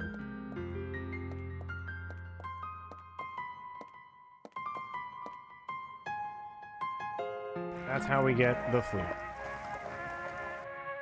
Oops, that is not where I meant to go.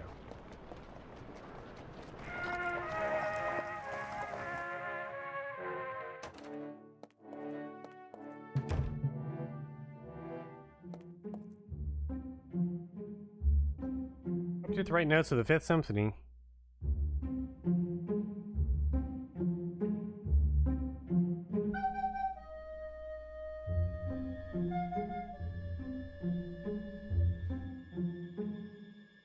Oh, the spirit of Ludwig van Beethoven has manifested itself. Fate ghost. And if desire is not to be disturbed, so be it. Let us thank him for his kindness and consider this session closed. They didn't say anything. Lights may now be turned on. Carson? It was me. Success, gentlemen, isn't it? A success. Certainly, Westmore. Very Beethoven himself. Pity he wasn't very receptive. If it's alright with you, we could take a break and try again later. At Dracula's castle? Sounds good to me. I second that motion. It will be a long wait, but it will be worth it. So be it.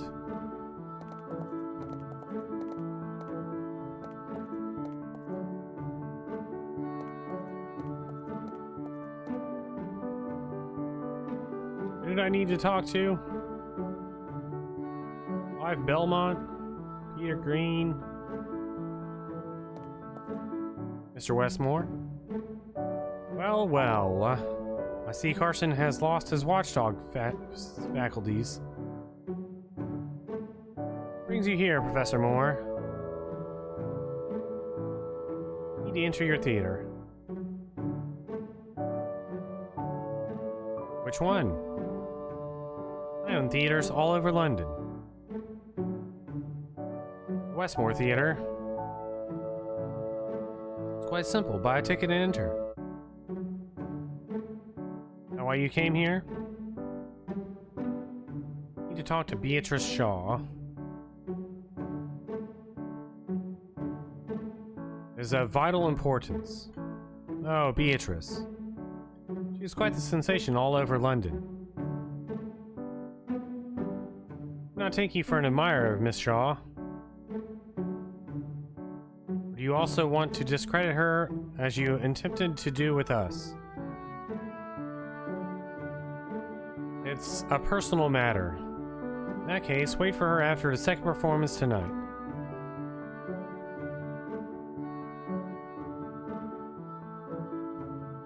It always awaits her at the rear exit. You're lucky you could catch her in a good mood and she might speak with you.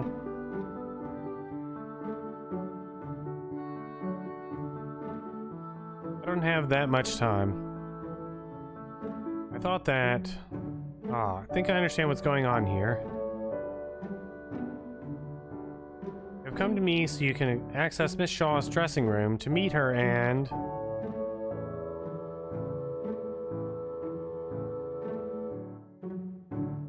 I don't know what you want to discuss with her. To tell you the truth, I don't care either. Am I correct? Yes. That's why I'm here. You know something, Professor Moore. You just had a successful seance, so I'm in a good mood.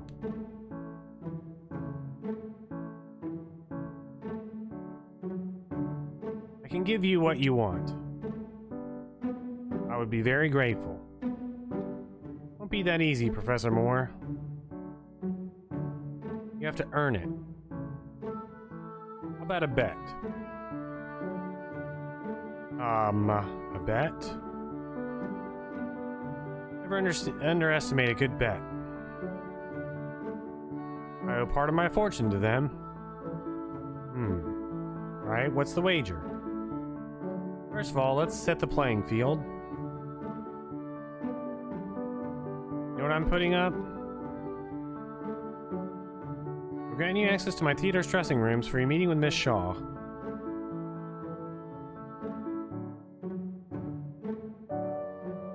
What is at stake for you?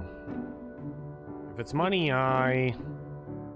forget about money. I'm one of the wealthiest men in England.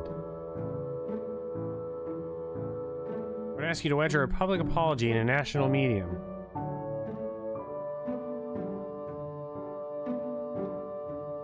I know you're a man of convictions, and I wouldn't do it. Though I won't say no to something of value. Tell me what you're wagering, and I'll explain the bet.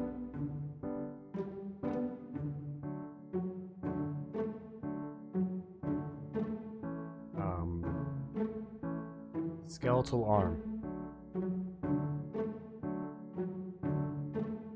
You consider that to be a value? Keep it to yourself. But it lets you something with ghosts.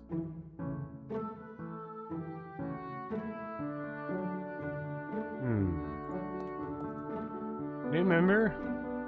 Excellent. What's your name, young man? Alistair, can't recall. You can just call me Alistair. You address me as Mr. Walpole. I believe you have tried to invoke Beethoven. That is correct. And I think it was a waste of time. Yes, I could not agree more. I don't care for his music. I would have preferred to summon Mozart. It has been a pleasure. Likewise, Alistair. Is Dracula's castle? Infamous Borton Castle, the Grandavra, made by the Dutch artist Res Brandsma. Spirit of the necromancer Waldemar Gorbeck is said to be held in a painting within the castle.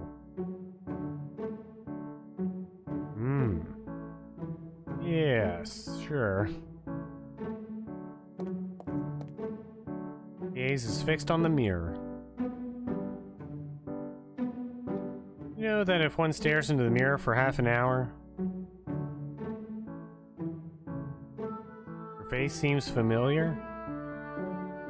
You're Professor Moore. You should not be here. The salon is for the private use of BAS members.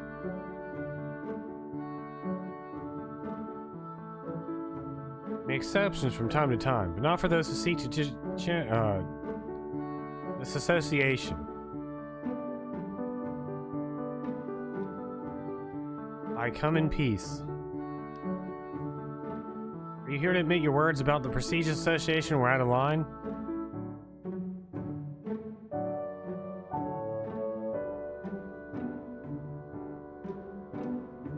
Yes. Believe I made a mistake, yes. Well, it's a start. But do not think that we will forget this matter so easily.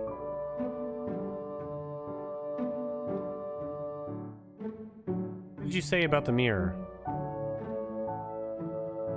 you aware of Dr. Frank Carroll's discovery? No. Doctor argues that if you stare into a mirror for 3 to 4 hours, the image it reflects is what you will look like in about a decade. Whoa.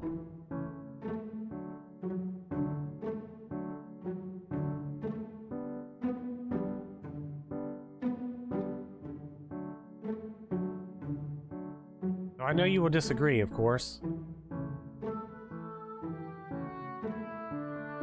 I would not like to disappoint you, so I would agree with that.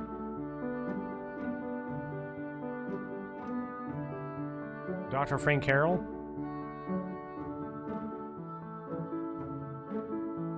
Now with you, when you say I won't agree with what Dr. Carroll claims.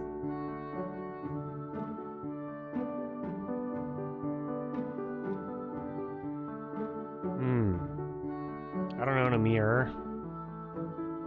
They're too spooky for me. Need to speak with Mr. Westmore. You'll excuse me.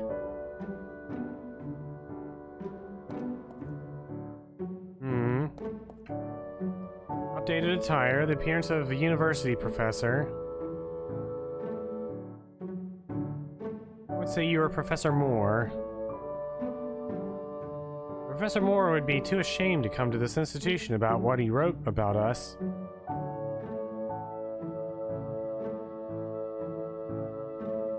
True. My name is Alistair. You must not be he. Sorry to disappoint you, but I am Professor Moore. I've come to ask Mr. Westmore a favor. Well, I hope he doesn't grant it. Good afternoon. Summoning Circle. Try to stay away from the Summoning Circle. It holds spiritual energy that we will need. Spiritual energy, you say? I'll discard that idea. What do I have to give to this guy? It's not a circle, my dude. Oops.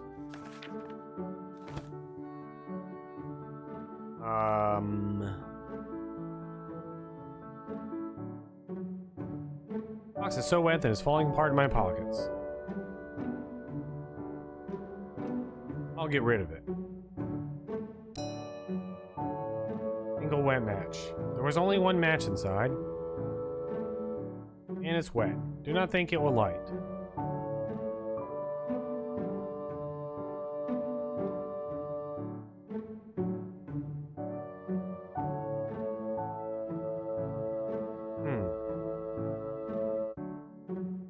Ice cream sandwich. Dang, now that's all I'm gonna see. I want an ice cream sandwich. I haven't had one in like 20 years. They're scented candles. Types of candles to make spiritual energies manifest more intensely. Who made such a claim? Don't you know? You should read more.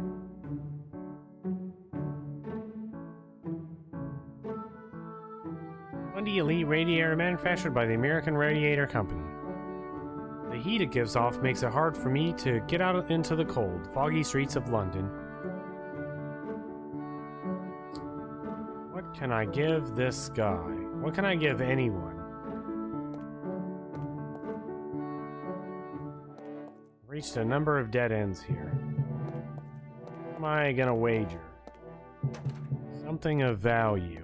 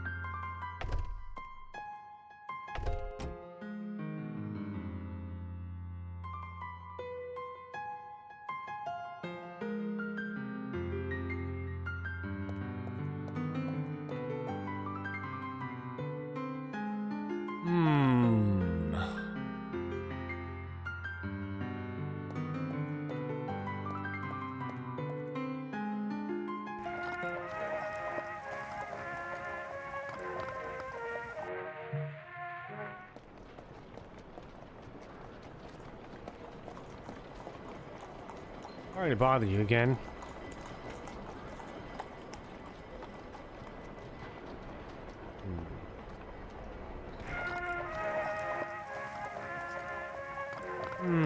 Something of value.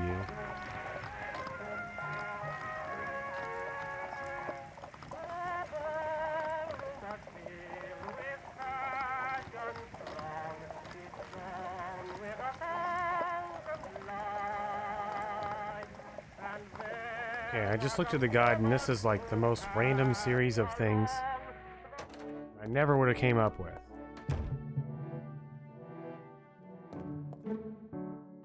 Gotta put the match on the radiator. I'll leave the match on the radiator for a while. Hopefully the moisture in it will evaporate.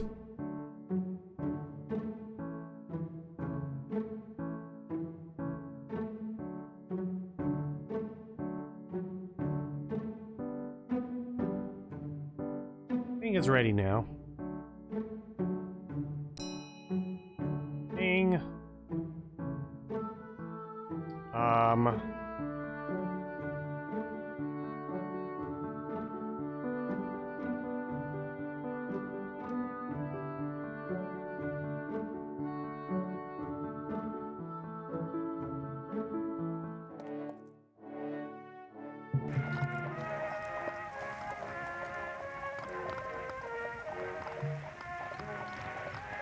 I have access to this area.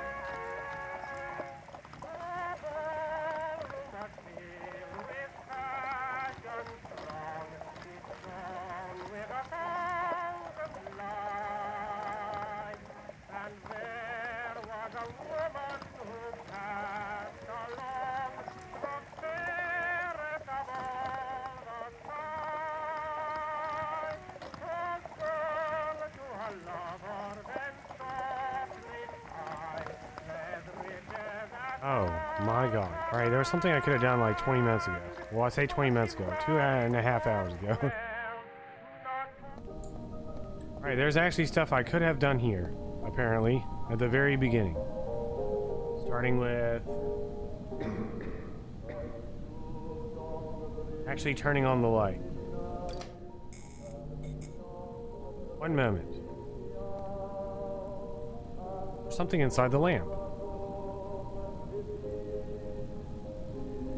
I can't reach it.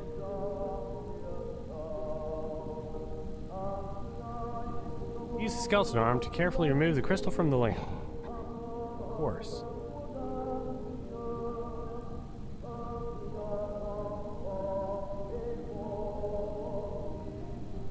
Damn, it's not long enough.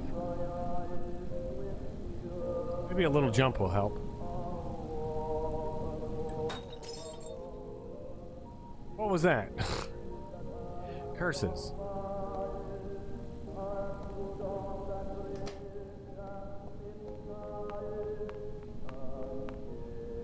What was that noise?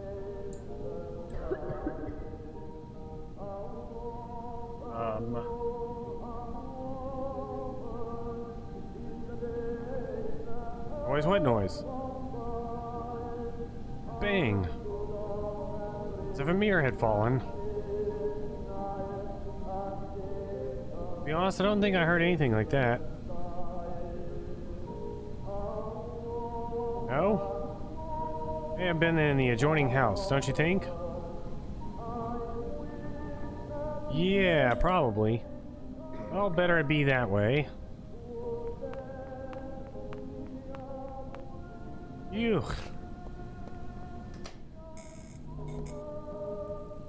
There's a key here. Why is there a key here? I'll pick up the broken crystal. I don't want to give excuses to the landlady.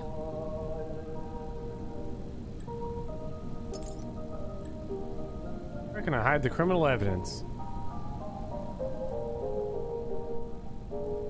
Ah.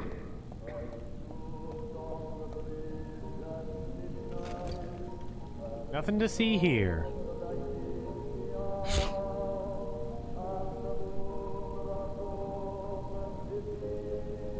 Rules of the house.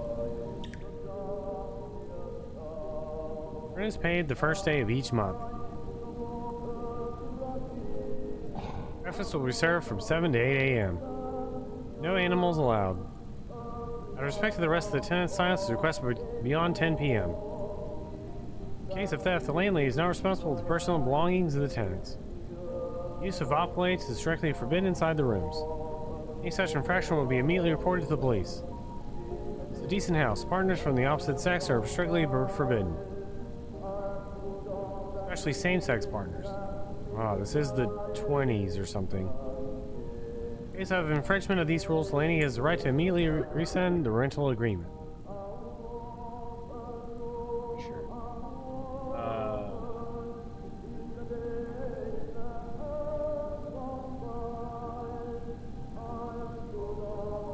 Nothing inside the vent, except broken crystal from the lamp. Daisies. Closed. Opened.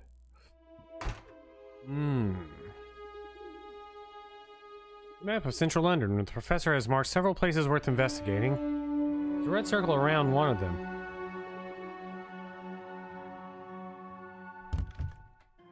There's an old oil lamp. I'll take it. Nothing else noteworthy in the chest. I'll close it. The professor is an atheist. I gather that crucifix was already here when he arrived. Oh, he saw a ghost, but it was just that bird. This bird, that bird. I think the professor rests better under a watchful eye of Darwin than under Jesus. Jesus. Doesn't look very comfortable. Though the professor wouldn't care.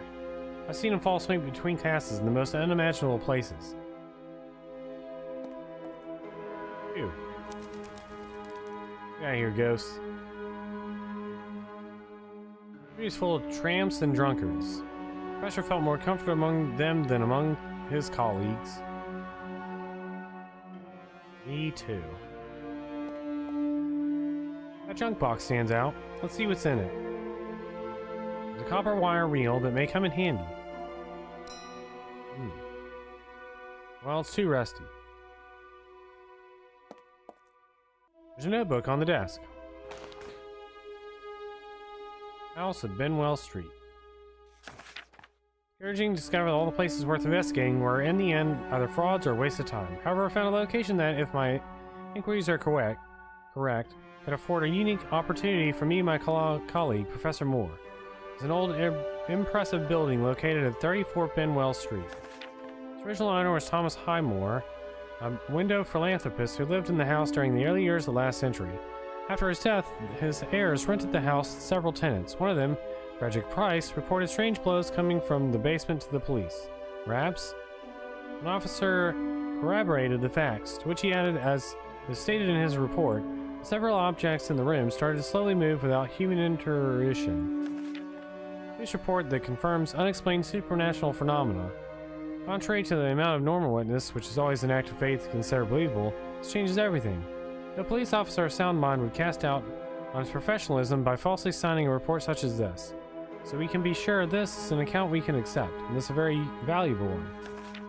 Terrified, the princess left the house 2 months later. This was taken by a Benjamin Jones. By searching through the documents of the estate agency that managed the property, from reports stating that the tenant abandoned the house 4 weeks later due to constant unspecified occurrences in the basement. In my investigation, I found 2 other cases with that basement as the epicenter of supernatural activity, but I've yet to verify them. So I've informed Patrick about this. We could be dealing with another dead end, and if someone has to waste his time with this, rather it be me. My instinct, though, tells me 34 Benwell Street is the place we've been dreaming of all these years.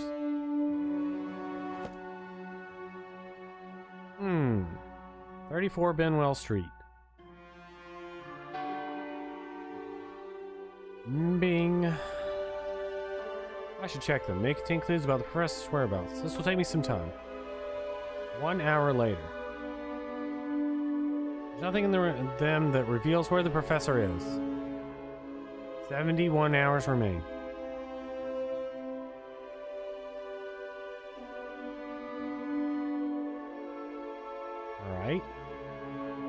Combine. Manage to remove all the rust from the copper wire thanks to the acid.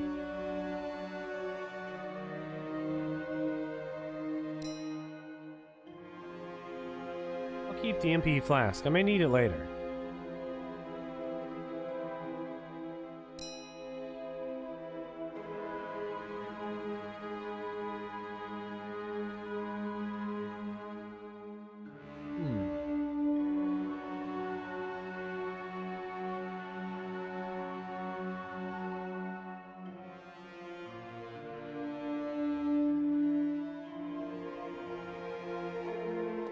Alright, I'm very disappointed in our next action.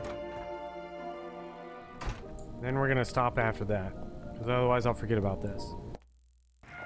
I was hoping we would use the eraser like on ourselves or something to look like a ghost. Be all ghost-like. Apparently I need to dump the eraser into the bucket. Clean this bad boy off. Clean eraser. Eraser is clean, no trace of chalk dust.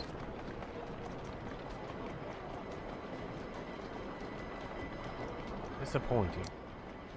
No trace of chalk left on the eraser. It's good as new. Very disappointing.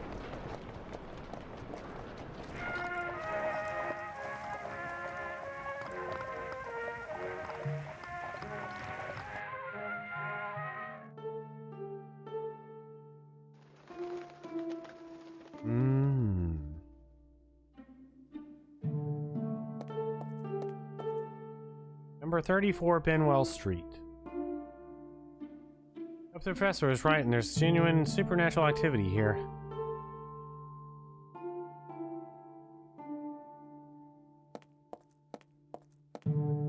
Good afternoon. Let me introduce myself.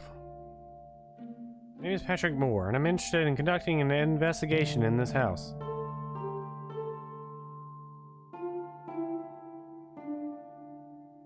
What? A scientific investigation.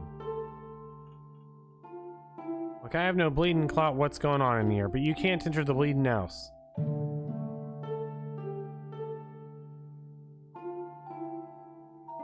So bugger off. Wait. It's why important that I be able to carry out my research. Listen up, mate. I don't give a damn about you or your fancy investigation. Bleeding houses do have ghosts. Just do me a favor and sod off, okay?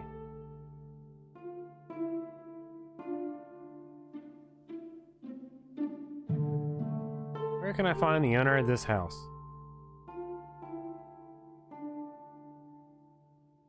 Can't give you that info. Oh. Please help me in my investigation. I'm a serious individual. University professor and scientist.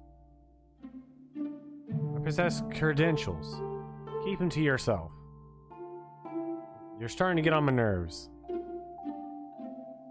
Can I enter the house? I told you, you can't enter the house.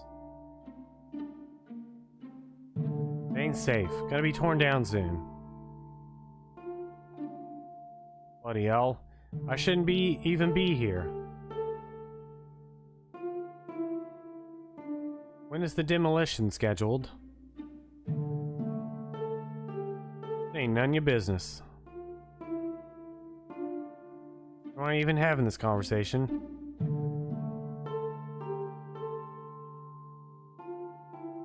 Have you witnessed any strange occurrences in the house? Listen, mate, clear off if you don't want trouble, alright?